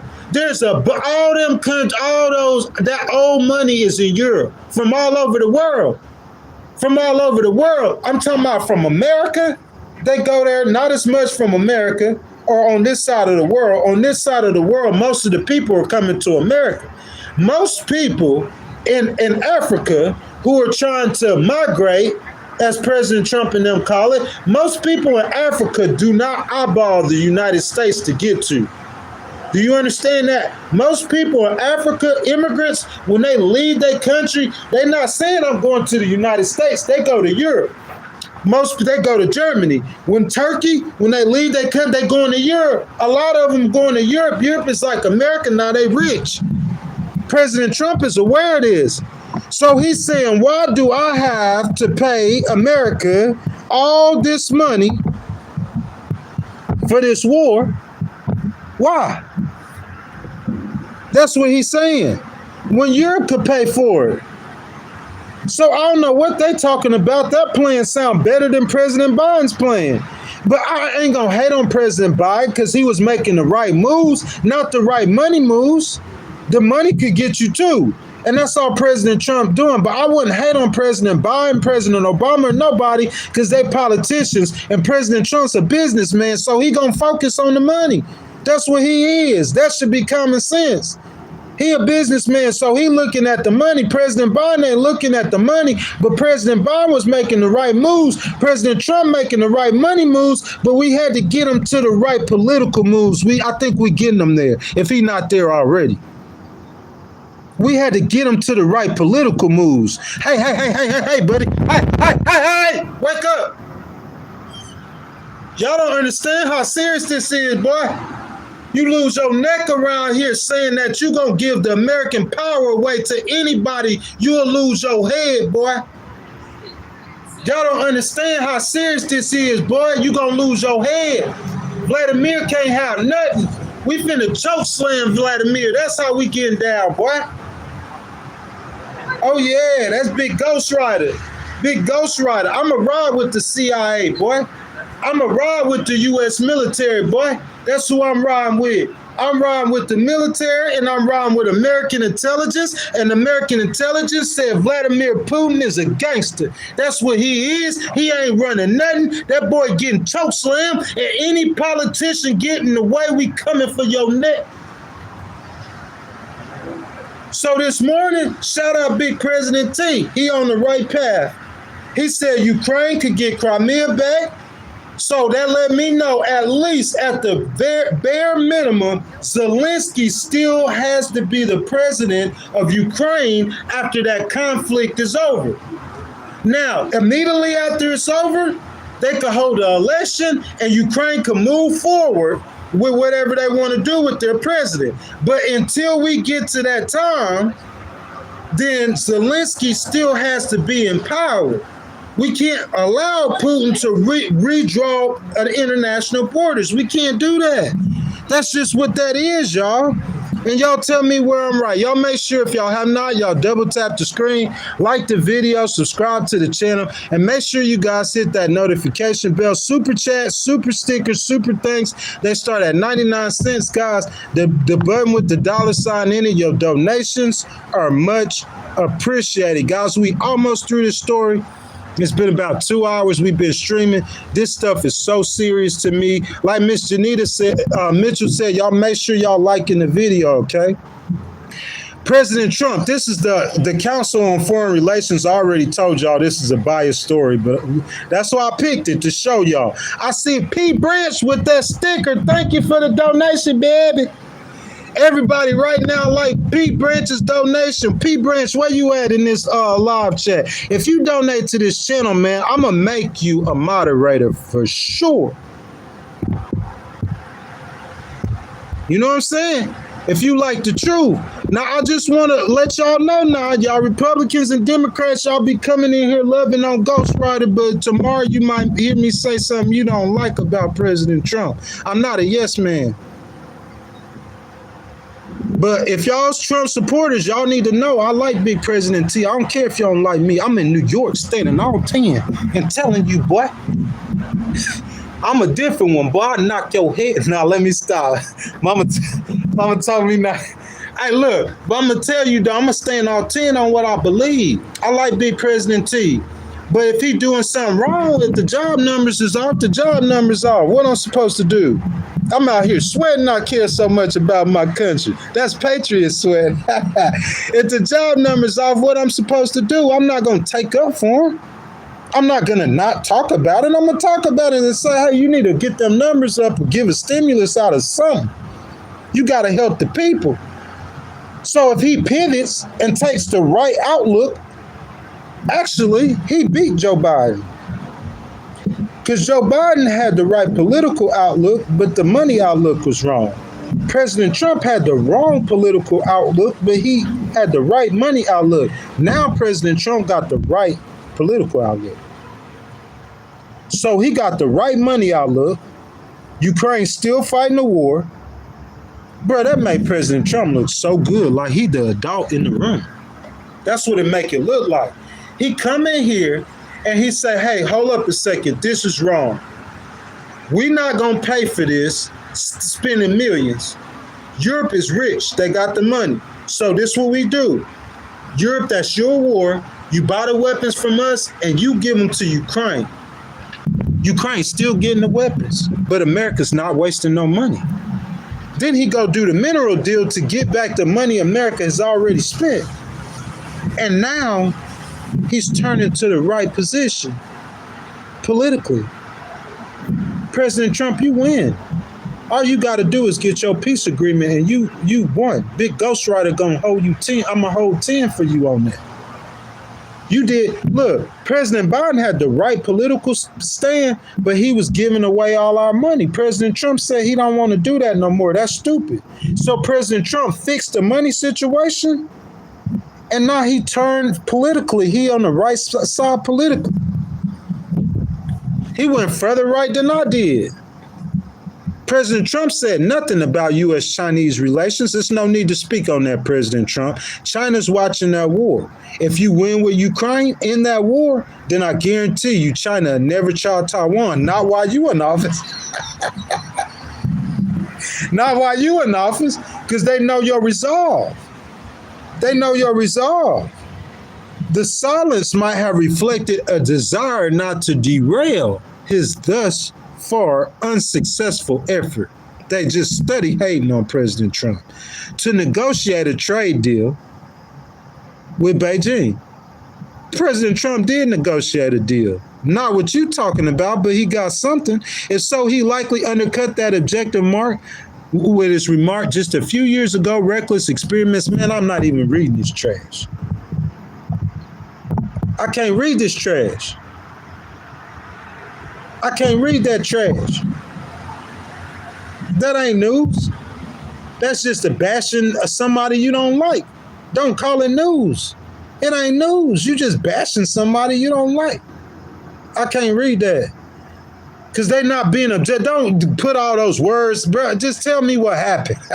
Let me die. Maybe they could do that with y'all. If y'all don't know, they basically brainwashing you not to like him. But I'm saying they can't do that with me, though. Just tell me the truth, and I'm going to go find out what really happened. You know what I'm saying? Guys, if y'all have not liked the video, please like the video. Please subscribe to the channel. Please hit that notification bell.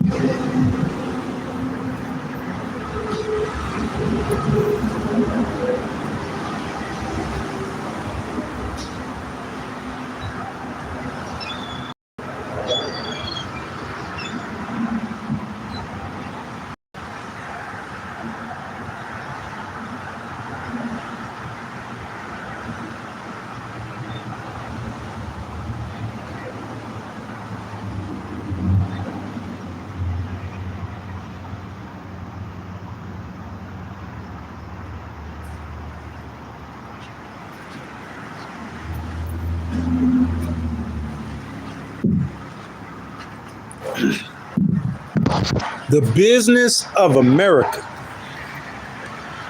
The business of America. Listen, I give y'all content.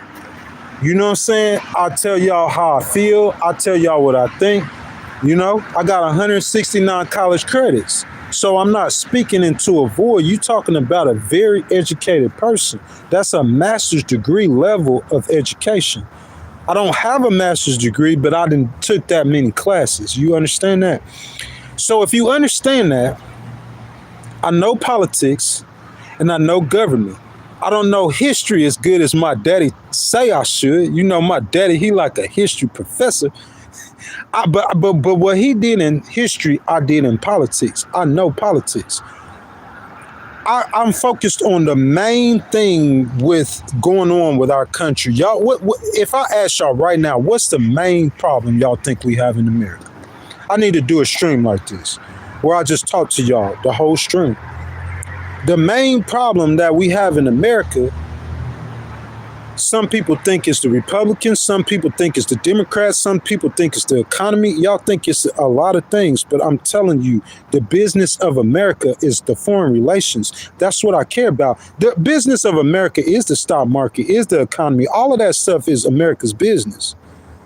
But when you hear Ghostwriter be specific about the business of America, I'm talking about keeping the United States supreme on the world stage. That is a must in my mind. And I don't care about no politician who get elected. That's what we gonna do. We're gonna keep America number one on the world stage. Guys, I'm out here in upstate New York.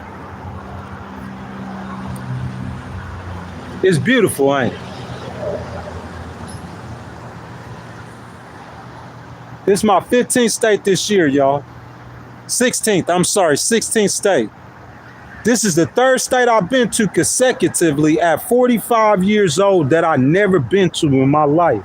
So you know, these 5-6 months of my life, you know, I'm gonna remember this forever, bro. I've been to places I never been. I've seen cities I never seen, and I'm talking about a whole lot of. I'm up here in upstate New York at the Appalachian Mountains on the Finger Lakes, and it is absolutely gorgeous. I love it, man. It's beautiful. It's peaceful. This is our nation. This beautiful nation. This land is your land. This land is my land, baby. From California to the New York Island, baby. This is our land. It's for you and me. This is the business of America, baby. We have to protect our country. We have to pick politicians who make the right policies to protect our nation. And you being the biggest, strongest nation in America, that's what America is. America has weapons the rest of the world does not have. That's why they formed BRICS. That's why they're trying to come against us. We don't want no Pearl Harbor. You know how you don't get a Pearl Harbor? Peace through strength. You support Ukraine. That's how you don't get a Pearl Harbor. If you say we're not going to fight and you back down in a corner, what happened to what made you create NATO in the first place is just going to happen again. And Angelo is right. That is a possibility or predictables or whatever he said. I forget. But what I'm trying to tell you is that history repeats itself, does it not? Does history not repeat itself? Those people cannot run the world. It's a reason why America is number one in the world. It's a reason why. Y'all might not know. I'm going to let y'all check out this lake for a few minutes, and I'm going to tell y'all in just a second.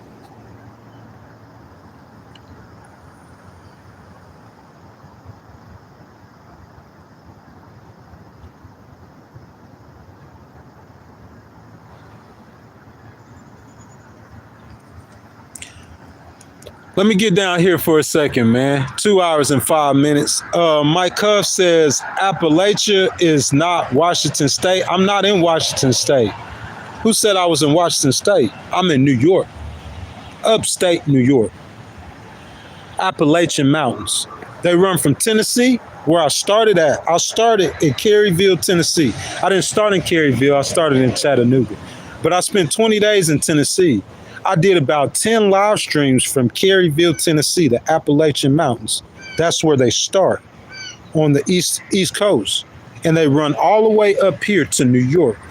And I started in Tennessee at the foothill of the Appalachian Mountains. And I'm up in upstate New York right now where they start at. That's the whole eastern coast of the United States. Omar said lefties advocate for financial literacy as well. There are social programs for low-income people that have issues with their finances in some state. Future Drama says, y'all don't run the world. Yes, we do, baby. It's a select few group of men. It's a couple families that run the economy.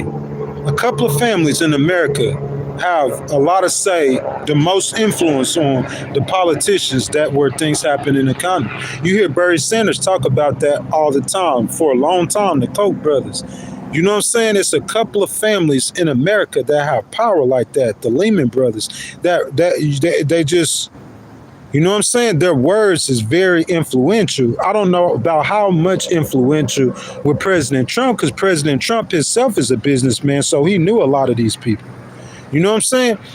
As far as the military side of it, there's a few men who run this world, make the decisions for this world. Just a couple. Ghostwriter trying to get in that couple, man. I'm trying to get in that couple, man. I'm a think tank. You know what I'm saying? It started off with me litigating, man. I'm still litigating right now. I got 3 cases right now. I got 3 attorneys I'm finna stomp on. That's all that's gonna happen to you. You come against me, boy. You can tell with the passion, boy. I'ma stomp you. I don't care who you got on your side. You getting stomped. That's how that's going down. You see what I'm saying? But besides those cases, it started with me litigating. But that's what lawyers do. Everybody in Congress, they're lawyers. President Trump's one of the first presidents that doesn't have a law degree. You know what I'm saying? Most people in Congress, most people in the Senate, they lawyers. Bro, I'll let y'all see the ducks, man. Ducks are some of my favorite animals, man. You know what I'm saying? Every day, bro, I be feeding the seagulls. I'm going to go to the park, bro. I'm going to feed the seagulls. I feed the seagulls every day. They so funny, bro. They start screaming and yelling. It's so cool, man.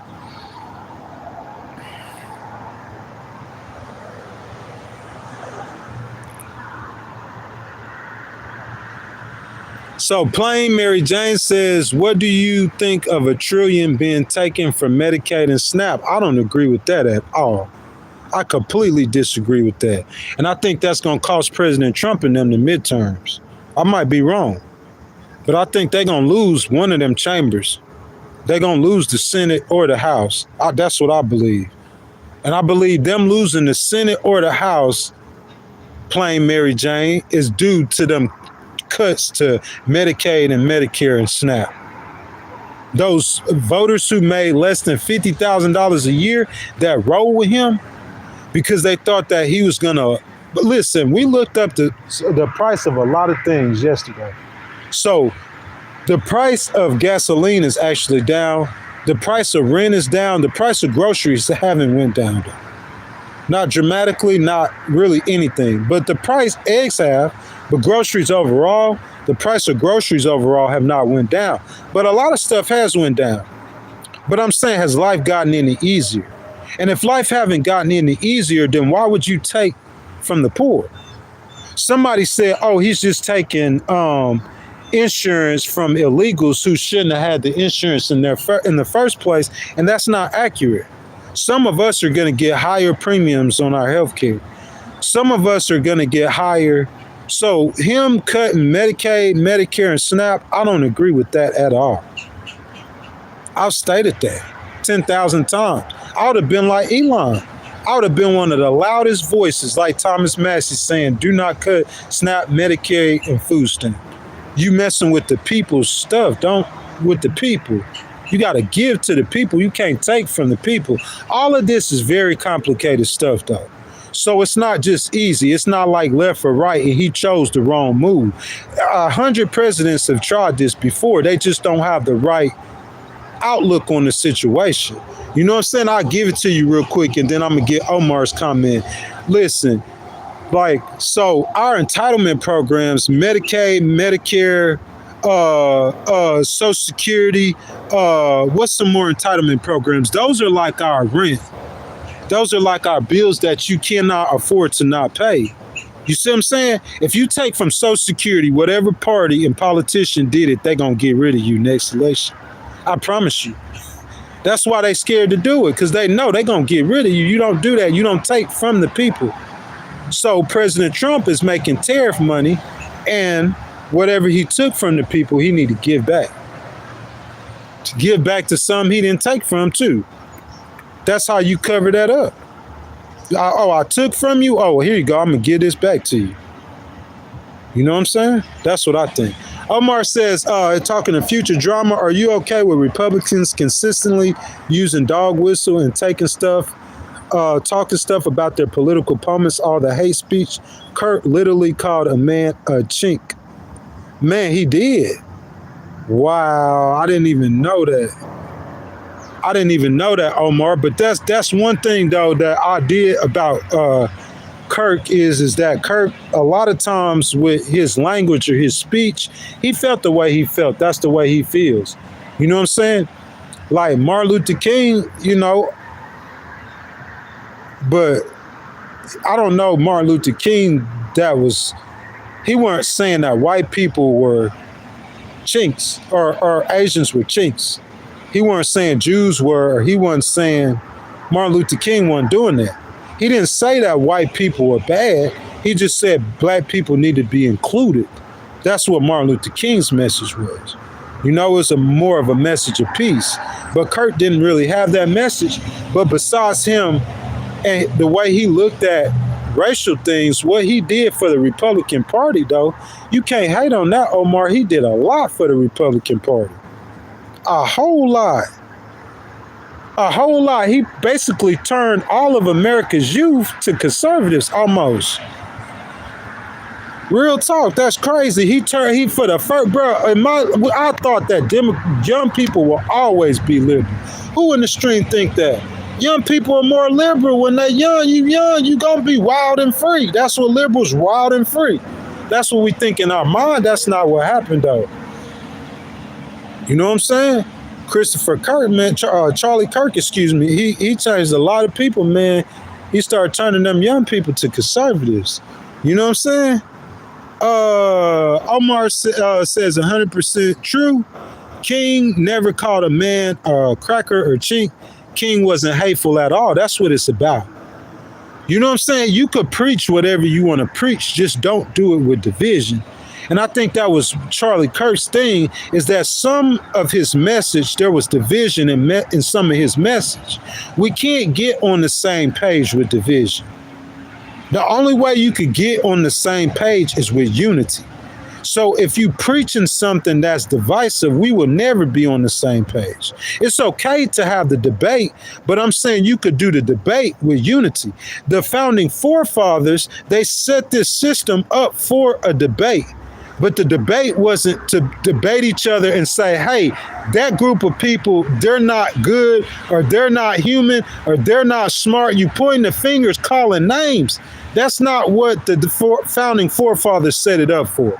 They set it up for you to argue the issues and love each other, just like a family. What happened in your family?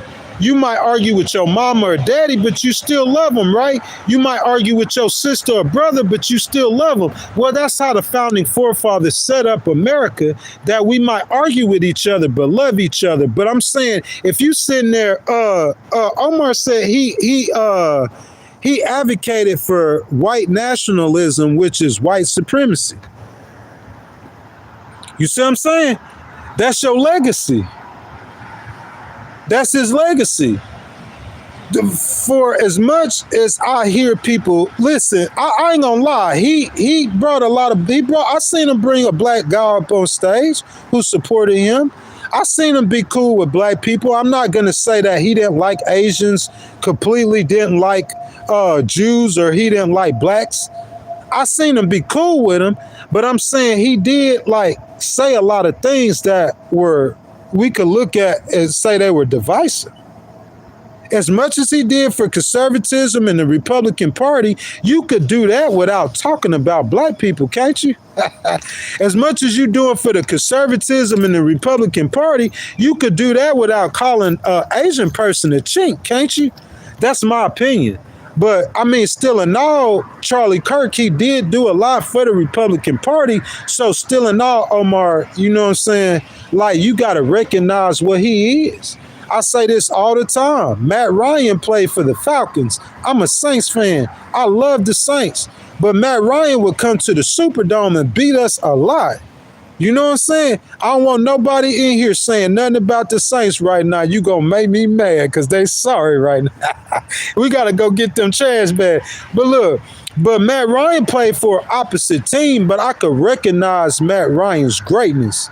It didn't take fear. Listen, for you to say that we ain't gonna get back at Russia or we not gonna attack Russia, you recognizing Russia's greatness because of them nuclear weapons. That coming from a place of fear. I'm saying, usually if you're not scared of nobody and they your opponent, you're not gonna recognize their greatness. What I'm saying is I recognize Charlie Kirk's greatness. That's not from a place of fear.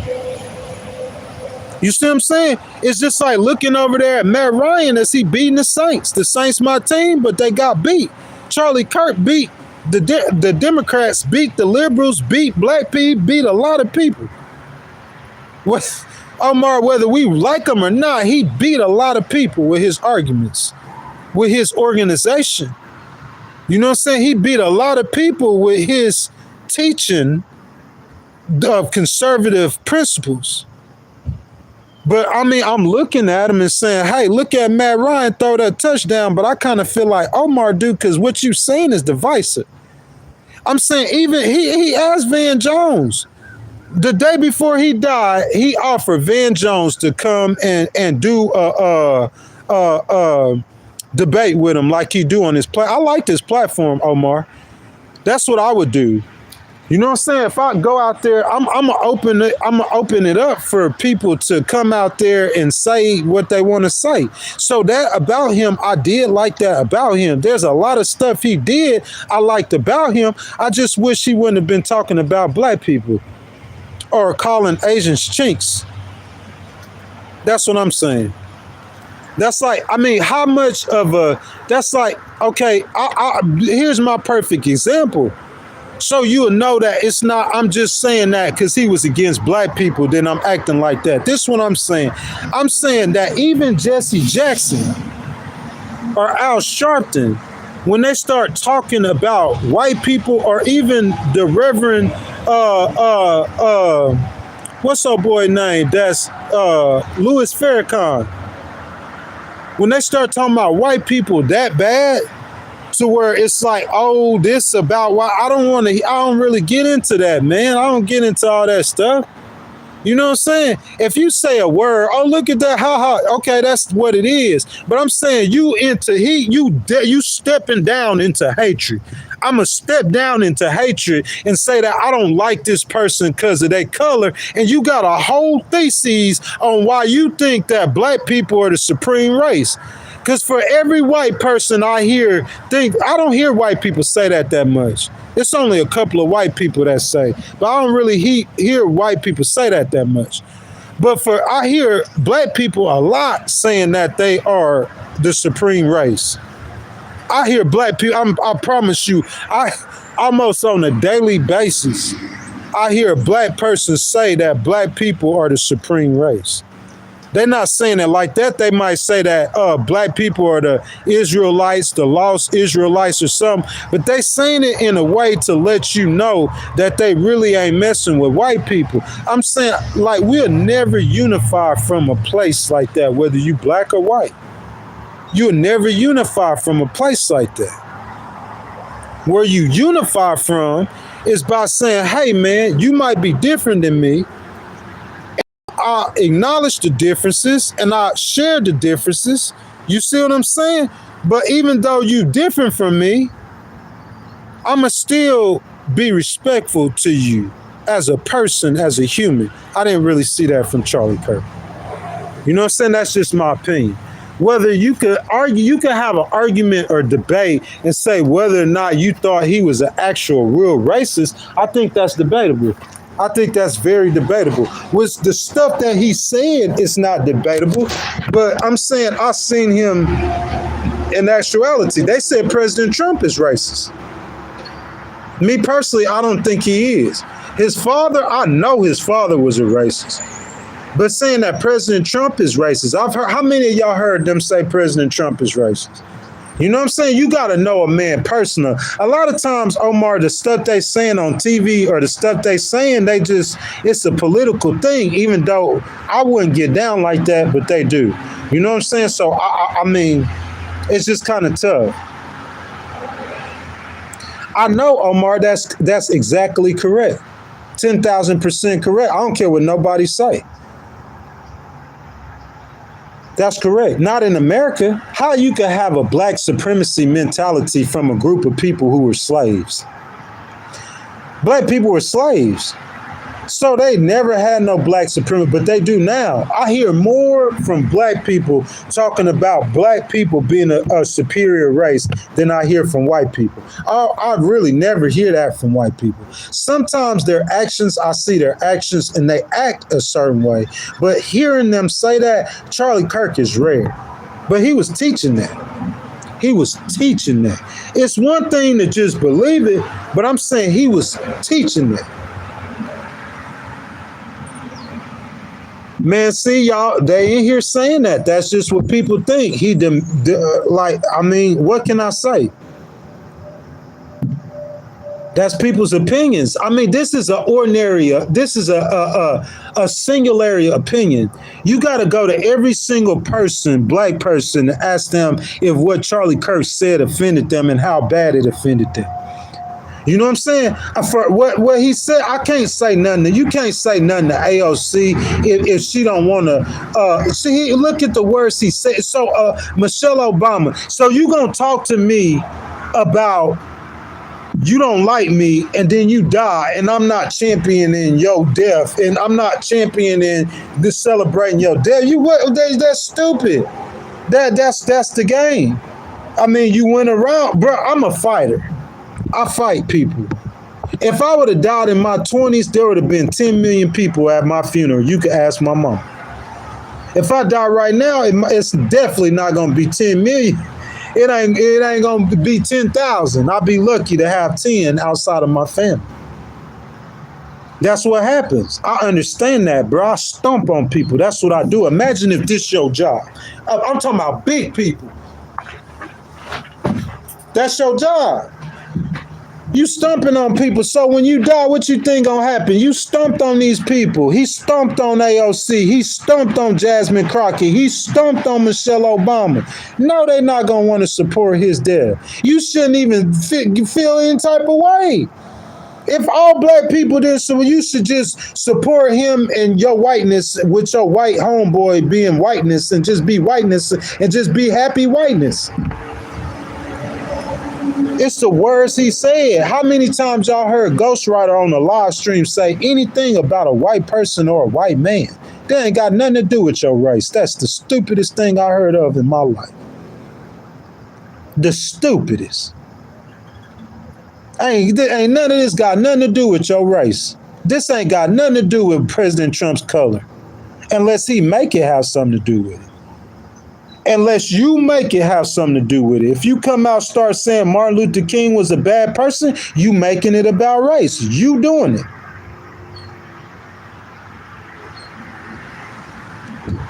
Zip says, go to Africa permanently. I'm not going to do that. This is my country. I was born here. This is my land. Why should I go to Africa? You go to Africa. They got white people in Africa. What make you think you entitled to this country? You go to Africa. You go back to Ireland. Go back to Switzerland or wherever you came from. You know what I'm saying? Like you telling me that you don't own no country. You don't own nothing in America besides the land you own. That's all you own. That racist stuff, you'll lose your head with that racist stuff in 2025. Your neck could come off. Real talk. You just need to let it be where it is. Let that stuff be where that is. Omar, I wanted to keep them in here. See if we could find out who that is. Because I'm telling you, bro, you'll get hurt in 2025 with that stuff. They'll let you go for a little while, but eventually they're going to knock you down. Ain't nobody want to hear that stuff. This 2025, bro. We looking for peace and prosperity on this earth. We looking for unity from everybody. You can't unify the nation or unify the world if you over there being racist.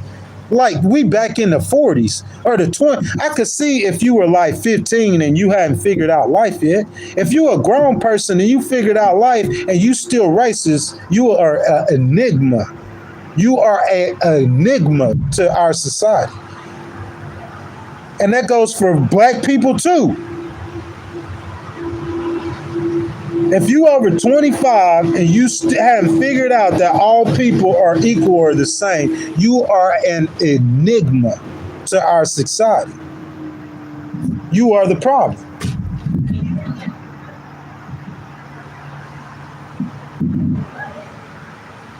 Go back to Ireland. Who's stopping you? Go back to what country you from. That's what I'm saying. You saying go back to Africa like Africa my homeland. This more my homeland than yours. Don't lose your head. Don't lose your head. That's all I'm saying. Do not lose your head. That's what I'm saying, because you'll lose your head. You got to watch your words, boy. You trying to be, but you white people more powerful. The black people are taking over. And the bow. What? There ain't no more of that talk. Black people taking over. Pow! The black people taking over. Pow! You gotta stop that stuff, man. Stop that racist stuff, man. You a grown man and you haven't figured this out. Yeah, you got so much hate in your heart towards a whole race of people, millions of people you never met before. You a little child. You got a child mentality and you are an enigma to our society. We're trying to unify and you up here talking about little kid race stuff.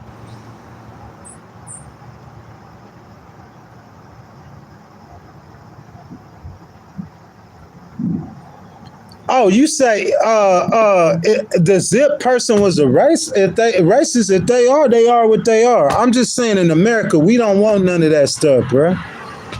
We ain't trying to get none of that in America. Go on somewhere with that stuff. We don't want that stuff no more. We don't need nothing you teaching nobody or no divisive stuff. Go teach the kids how to feed the homeless. Go teach the kids how to, I'm talking about, especially if you saying Jesus, if you saying Jesus' name, go out there and live how Jesus was living. When they started talking politics to Jesus, what Jesus said? He said, render unto Caesar's what it, Jesus didn't care nothing about no politics. So why are you over here in politics if you care so much about Jesus? Go feed the homeless. Get you a cause. That Republicans and oh well, the Democrats are evil. I can't be with the Democrats. Get you a cause that the Republicans care about besides race. That race stuff, you'll lose your head. I'm the one told you that first. Don't go around preaching divisive stuff. This is 2025, bruh. How many black people you know that's that big and famous on that level that's preaching division? I'm not talking about a black person like maybe Benjamin Crump who fighting for a real live case, a civil rights case. I'm talking about a black person who done started a whole platform and everything that they teaching is division and racism in 2025. Nah, bro, that go for black people too. If you black and you are racist, you are an enigma to our society. If you black and you running around saying that black people are the supreme race, you are an enigma to our society. I don't care what color you are. Well, we want us to start bleaching babies when they come out the womb? You want us to start bleaching all babies one color? We got to do that for a human being to have some sense? Bro, we've been talking about this race stuff for how many hundreds of years? That's crazy. And I have to say, I made a whole vlog for Charlie Kirk, We the People 6, Rest in Greatness. But I'm telling y'all, moving forward, if you preaching race stuff, you're going to lose your head, boy. This 2025, we not trying to do that. Talking about go back to Africa, you go back where you came from. Why you can't just be like, not say racist stuff? Why you can't do that? Can you do that? You like a little child, a grown child. Can you not say racist stuff? Can you not say black people are bad? Can you not say black women are bad? Can you not talk about DEI? And that go for black people too. That goes for black people too. The white man don't owe you nothing. Nah. Both sides. Let it die. Both sides. Black people and white people. Let it die. It's that simple. We gonna keep it like, bruh, we did this race stuff. Look, this is what I'm saying. We did this race stuff in what? The 60s? Look, give me a shovel. We gonna go. I'm gonna go dig up Martin Luther King. I'm gonna go dig up Malcolm X. I'm gonna go dig up. You digging up stuff that's buried. Let the stuff be buried. I'm so confused.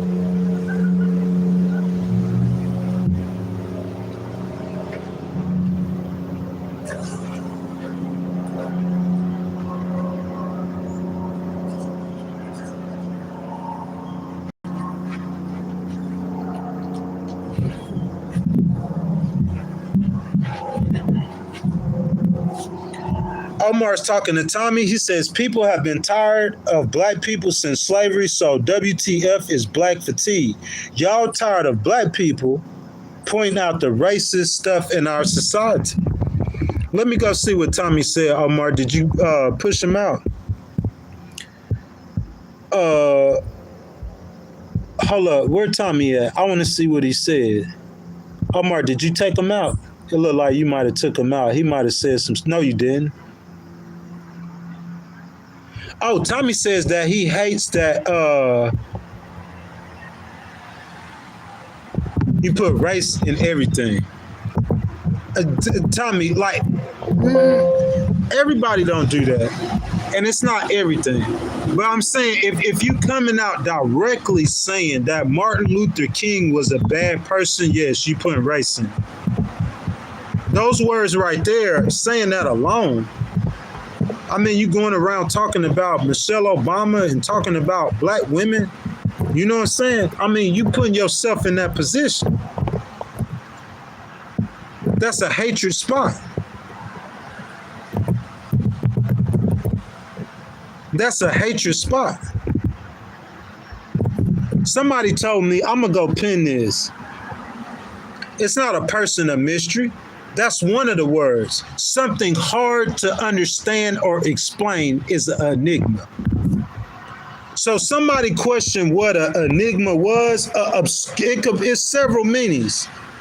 I don't know where you're getting your definition from, but mine's coming from the Webster Dictionary. The number one meaning of enigma is something hard to understand or explain. I know exactly what I'm talking about. If you over 25 and you still raised in America, you are an enigma to our country. I can't understand you. I can't explain you. Why do you hate people for the color of their skin? You are an enigma. Who can understand that? I don't understand it. That's stupid. I hate this trash can because it's black.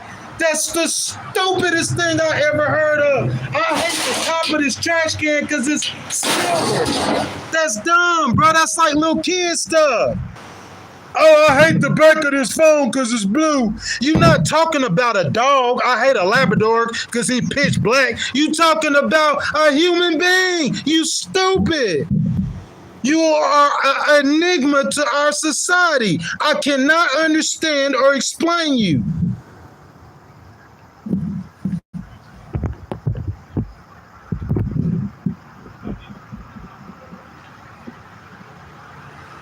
Zero, you say it's the context that matters. Yeah, it's the context. Enigma. He's an enigma. If you are a racist and you're over 25, listen, if the way me using that word enigma, I said over 25.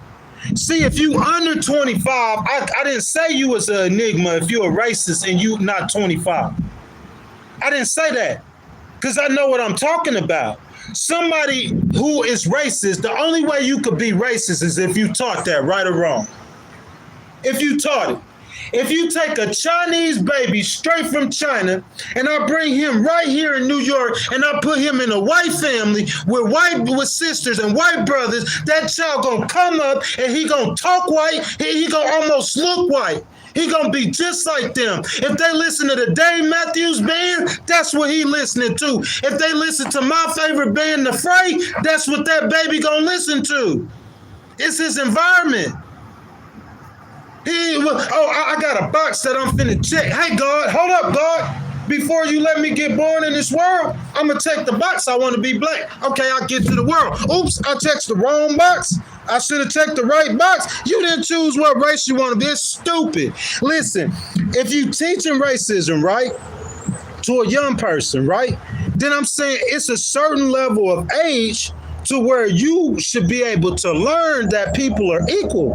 I say it's 25. By 25, those childhood fundamentals, if you hadn't got them childhood fundamentals yet, so by 25 years, if he's 23 and he racist, I understand that he just has not learned everything he has to learn in life.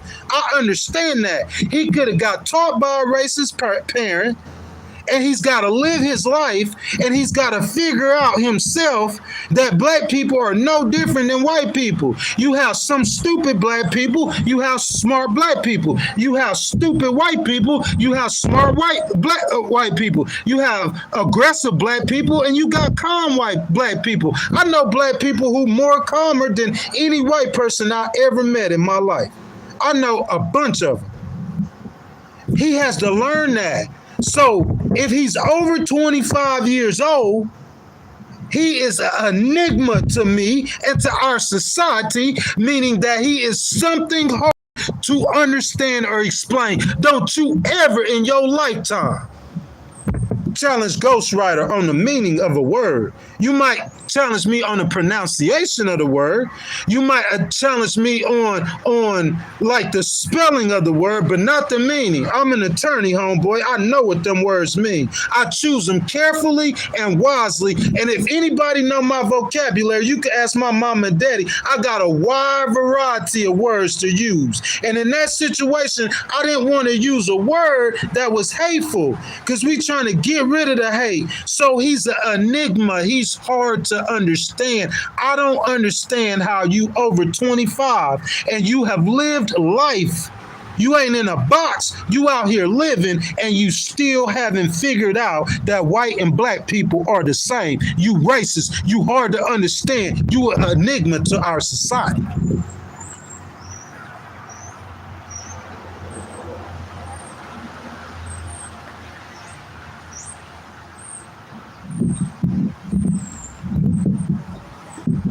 Thank you, Miss Janetta Mitchell. That go for black people too. Like I said, I don't hear as many white people saying that white people are supreme race. For white people to say it, they're usually friends. I hear a lot of black people saying that black people are the supreme race. I hear that more from them than white people. And when they start talking that, you know what I do? If I'm cool with because a lot of times I'm cool on them. Like I came from Michigan, I had a homeboy I met there, and he's telling me the black people that's supreme race. I'm cool with him. So, you know, I do that, and I sit there, and I just listen. And if he died, I'll do the same thing for Charlie Kirk. I'll make a video for him. But the whole time he talking about black people are the supreme race, I don't want to hear that. That's stupidity to me. Oh, this black garbage can is the supreme garbage can. Black garbage cans are better than white garbage cans. They might be. White garbage cans might be better. You might say, hey, that the white garbage can it repels the heat, so they're a lot cooler, they're better. You might come up with your theses to show how whatever you show is divisive, boy. It's still divisive. Regardless if you right or wrong, it's divisive. We don't need no divisiveness. You are an enigma. I don't care what people feel comfortable with your politicians. That politician can't save you. He got a timestamp on his power. The people I'm talking about they don't have no microphones. They don't have no bully pulpits. But they got more power than anybody in America. And they don't want your racist stuff in our country. You follow your politician into that racism and see what happens. Don't get too big, though, because they're going to cut your neck off. I'm telling you what I know. They don't want that in our country. Bro, it's 2025. You talking about something that happened in the 60s. In the 60s, bro, it's 2025. That's been almost, what's going on? We working on 100 years. Working on it. And hold up, where my shovel at? You going in, he digging up Martin Luther King. He digging up Malcolm X. He digging them up. What? The man dead, bro. Leave it alone. It's over with. But if you want to keep bringing it up, keep bringing it up. I'm just trying to tell y'all what it is. A politician, how many guns a politician got? How many guns do one politician, how many guns President Trump, he walking around with an AR-15 every day. President Trump got an AR-15. He ain't got no guns. That's a 79-year-old man. The power he was given comes from the Constitution, basically a piece of paper. The power he was given power over. He was given authority over. And whoever he's given authority over, those are the ones who got the power for real. Because them boys got guns. And they trained to kill. They real killers. Legal killers. I know I'm making it sound like that, but that's what's making America great. Because Putin ain't scared of no politician. Putin knows what I know. He not scared of no politician. He looking at his clock. January 21st, 2029, I mean. January 21st, 2029, this man up here thinking he a supreme leader. He gonna be gone. You got a time stamp on your power. Putin ain't, and then Putin looking at him, they say, you know what Putin feared? Putin feared them Black Hawk helicopters. That's what he feared. That's where the power at. The power is in them F-35s. That's where the power at. The power is in them Abram tanks. That's where the power at. And the men who are running that equipment that got the world scared of America. That's where the power is. Y'all just don't understand that. A politician ain't got no power for real, for real. He was elected by the people. He sits there for 4 years and gone, or 6 years and gone, or they keep voting him in because he's doing something right. The power is in those generals who ain't I'm talking about you look, let me tell you, you want to go against, look, you start attacking. I'm telling you what you attacking. You got to understand this. Let's look up General Milley. How long y'all think General Milley been in the military? General Milley, how long General Milley been in the military? Let me show you something. I'm sorry, y'all might not like, y'all Republicans might not like General Milley. I just picked a name. How long General Milley been in the military? This where your power at. I'm gonna tell you where your power at.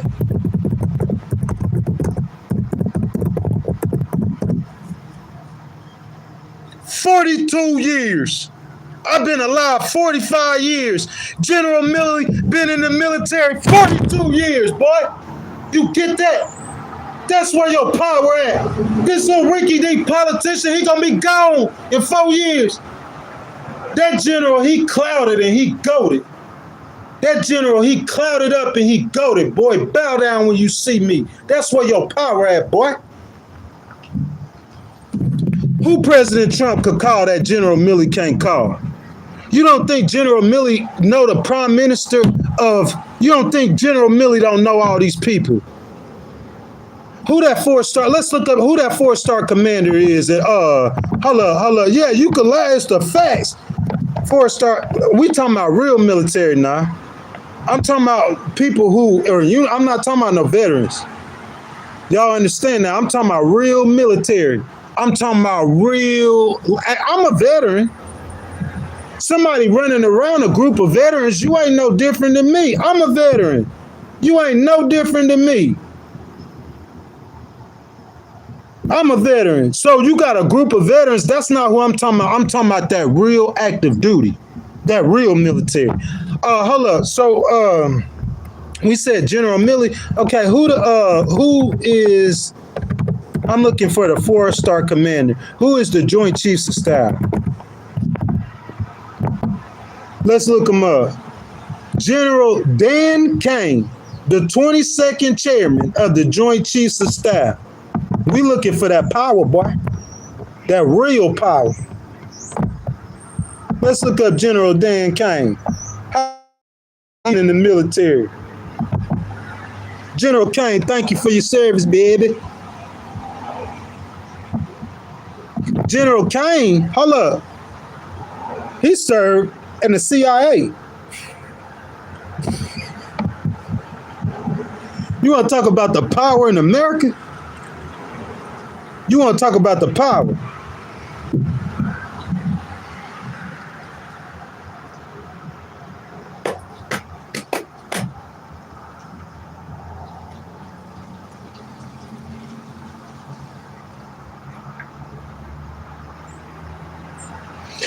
But Omar, the thing about that is, and what I've heard a lot of black people say is over the years, a lot of different people said over the years, Omar, they said that, you know what I'm saying, slavery is a part of human history.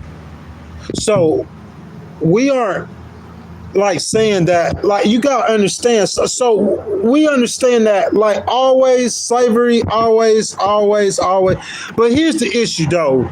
Even though slavery is a part of human history, we saying, like, were you marginalizing a whole group of people because of their race? That's what makes it wrong. But Omar, like, if you say that the slavery, that the Israelites had slaves, white people had slaves, like, that's the past, man. That's the past.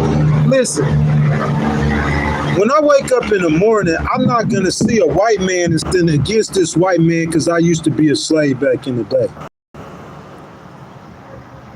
Oh, bro, this is stuff that my mama taught me when I was young. My mama taught me this. I got trained. She taught me this. That's how I know this. That's how I know not to just hate on a white person because they white. Because my mama taught us that. She taught us that ain't nobody no different than nobody. Like one time, I think, you know the movies come out, Omar, those black movies, bro, that be having everybody mad. So I done watched one of these movies, Omar, and I'm mad now. You know what I'm saying? They got me, I'm upset. I go home and I'm talking about what I'm going to do to this black person or what I'm going to do to that black person. And my mama told me, she said, ain't none of them people did nothing to you. Them people you mad at, ain't none of them people did nothing to you. None of them. Nothing to you.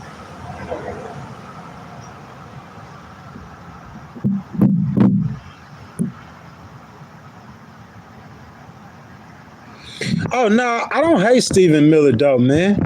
If you saying Stephen Miller's evil, you got to show me some stuff. I ain't really looked into him. I don't know if he evil or not. I don't hate Stephen Miller. That's crazy. Why would I hate him? I'm just warning of the language that he's using. The two attorneys closest to President Trump, Rudy Giuliani, and what's the other one's name? They both went to jail. Michael Cohen. They both got arrested. So when me hearing Stephen Miller say some stuff that I heard Rudy Giuliani or Michael Cohen say, that look, that's how I say you got a timestamp on your pot. People get beside, like you got to just bring it in some, my brother. Just bring it in some. It'll help you not be a target for the Democrats because they're gonna start targeting soon. They already are. They just don't got the power. So I don't say Stephen Miller is evil. I don't have no information that on Stephen Miller being evil. Do you have some, Omar? Because you might know something I do. Like, I feel where you coming from, though, because, you know what I'm saying, they call the Democrats evil. So if Omar is a Democrat and he's saying Stephen Miller is evil, I'm saying, shoot, that's what y'all do in politics. Y'all be taking shots and trying to destroy your own brother in politics. That's what y'all do. So if you say that, I'm saying, like, what I'm supposed to say, because I don't know what else to say. Like, I mean, shoot, I say that we need unity, but you know what I'm saying? Everybody doing what they doing. And in politics, I know the game in politics, and the game is just destroy each other. The game's like that in legal stuff, but I don't know. I feel like it have a different outcome or whatever. Y'all, that's about my time, though, man. We've been streaming for a minute. I know it say 23 minutes and 56 seconds. I don't know what YouTube doing with that. But, y'all, we've been streaming for over 2 hours, man. I love every last one of y'all. I appreciate every last one of y'all for showing up. Omar, my brother, you show up all the time, bro. I know you a Democrat, bro, but I appreciate you, bro. I appreciate your opinion. That's what we need in America. Listen, this nation has been the greatest experiment in the history of the world. So we know that, like, it works whenever we have a debate and can come up with a solution from that debate. But that hatred with each other, like, I don't do that. Omar, a Democrat, he disagrees with me politically. Now he's a black man, you know? So that's why you know what I'm saying? But it's still no hatred, you know? I guess because I'm black or whatever, I don't know, somebody saying go back to Africa. I got love for Democrats or their causes or their fights or whatever, what have you. You know what I'm saying? But it don't matter about that to me. What really matters is that hatred stuff. I don't do that hatred stuff. None of that. We don't need that. Me personally, now you might catch me personally, and I'm just like you. I might say something stupid, do something stupid, look something stupid, refer to something stupid. But I'm saying what I'm telling y'all, or what I'm teaching, or what I'm preaching, or what I'm gonna tell my children.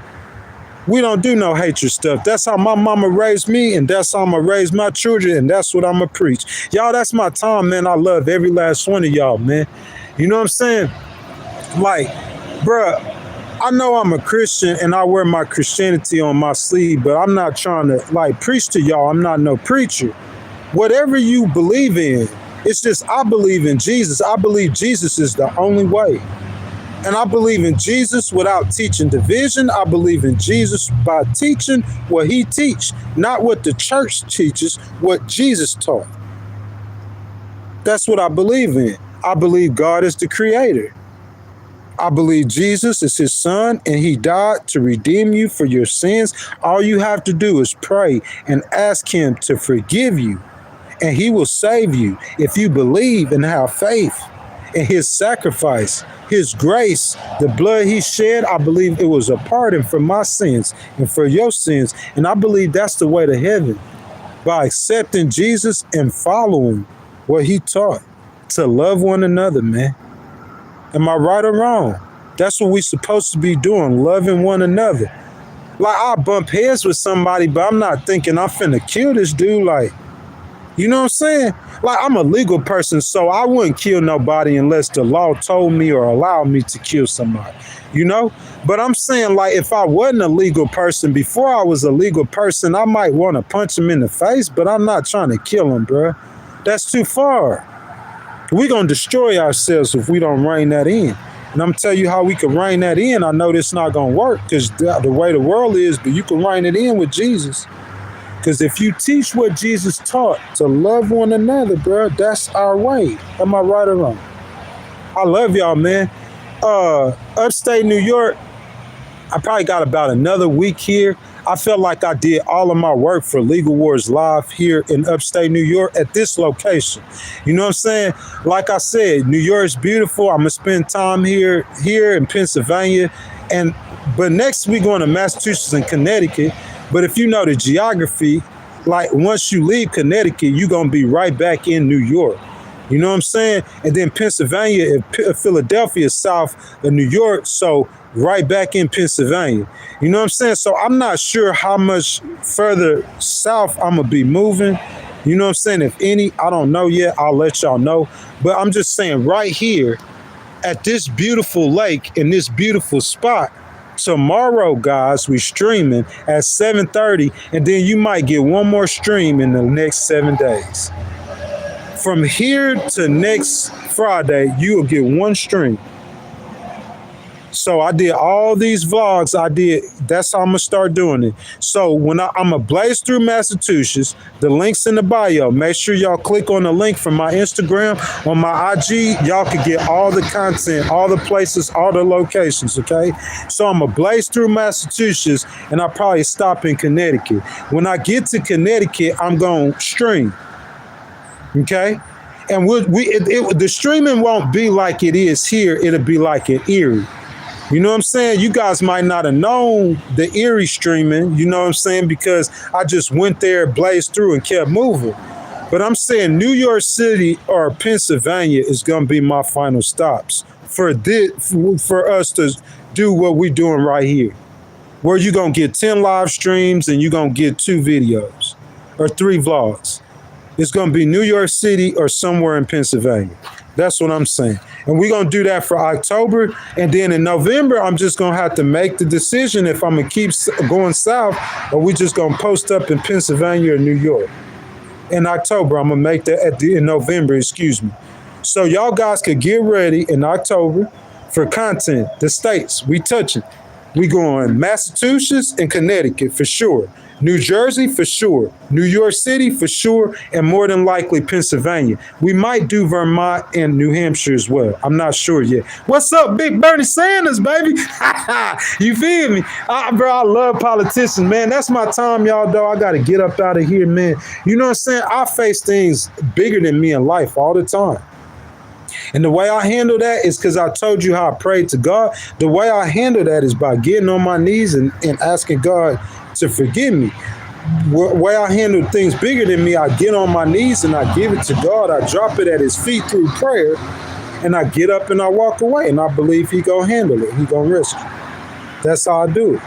You know what I'm saying? Whenever every day I wake up, I give thanks to God. I do it right now. I thank God for everything he's done for me, everything he continues to do for me. He continues to work in my life, and I thank him for that. Every single day I depend on him. Thankful. If you're not a Christian, I think this is still work. If you thankful, you got to be thankful, man. It'll multiply. Every day I wake up, I thank God. That's step number 1. Step number 2, I praise him. This is the day the Lord has made. I will rejoice and be glad in it. Guys, that's my time, man. I love y'all. Eric Klein says, Uber. Nah, you need an Uber, homeboy. You know what I'm saying? Eric, we don't do that in here, man. You know what I'm saying? I don't know what's wrong with these people, man. Like they full of hatred, man. I don't do that in here. Go to a hate network. Go to a network that do the hate and get in there and talk in there with your hatred. You know what I'm saying? Just don't lose your head. You might not be big enough. So you might be able to walk around being goofy and just get lumped up once or twice. Run into somebody who will lump you up once or twice for your stupidity. But if you get big enough, boy, you'll lose your head with that racist stuff. You're not listening. Don't lose your head, boy. That's all I'm going to tell you. That ain't coming from me. That ain't coming from no black man. Don't lose your head. Bro, America don't have time for that. That's what I'm saying. Take that stuff where you come from, that racist stuff. Go take that racist stuff where you got it from. Where you from with your racist self? You from Ireland? Take your racist self back to Ireland. We ain't got time for that in America, man. You know what I'm saying? Bottom line.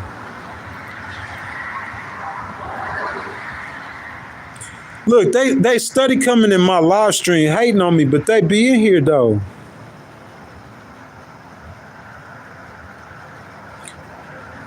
Nah, you gotta ask for forgiveness, bro. You gotta be good, but if you ain't never asked Jesus to save your soul from hell, in my belief, you won't go to heaven. What Jesus died for? If you don't have to ask for forgiveness of your sins, then what did he die for? You didn't need his death. You feel that? Y'all, that's my time, man. I'm out of here. I love y'all. Tomorrow morning, 7:30 a.m. Eastern time, right here. I'll see y'all then.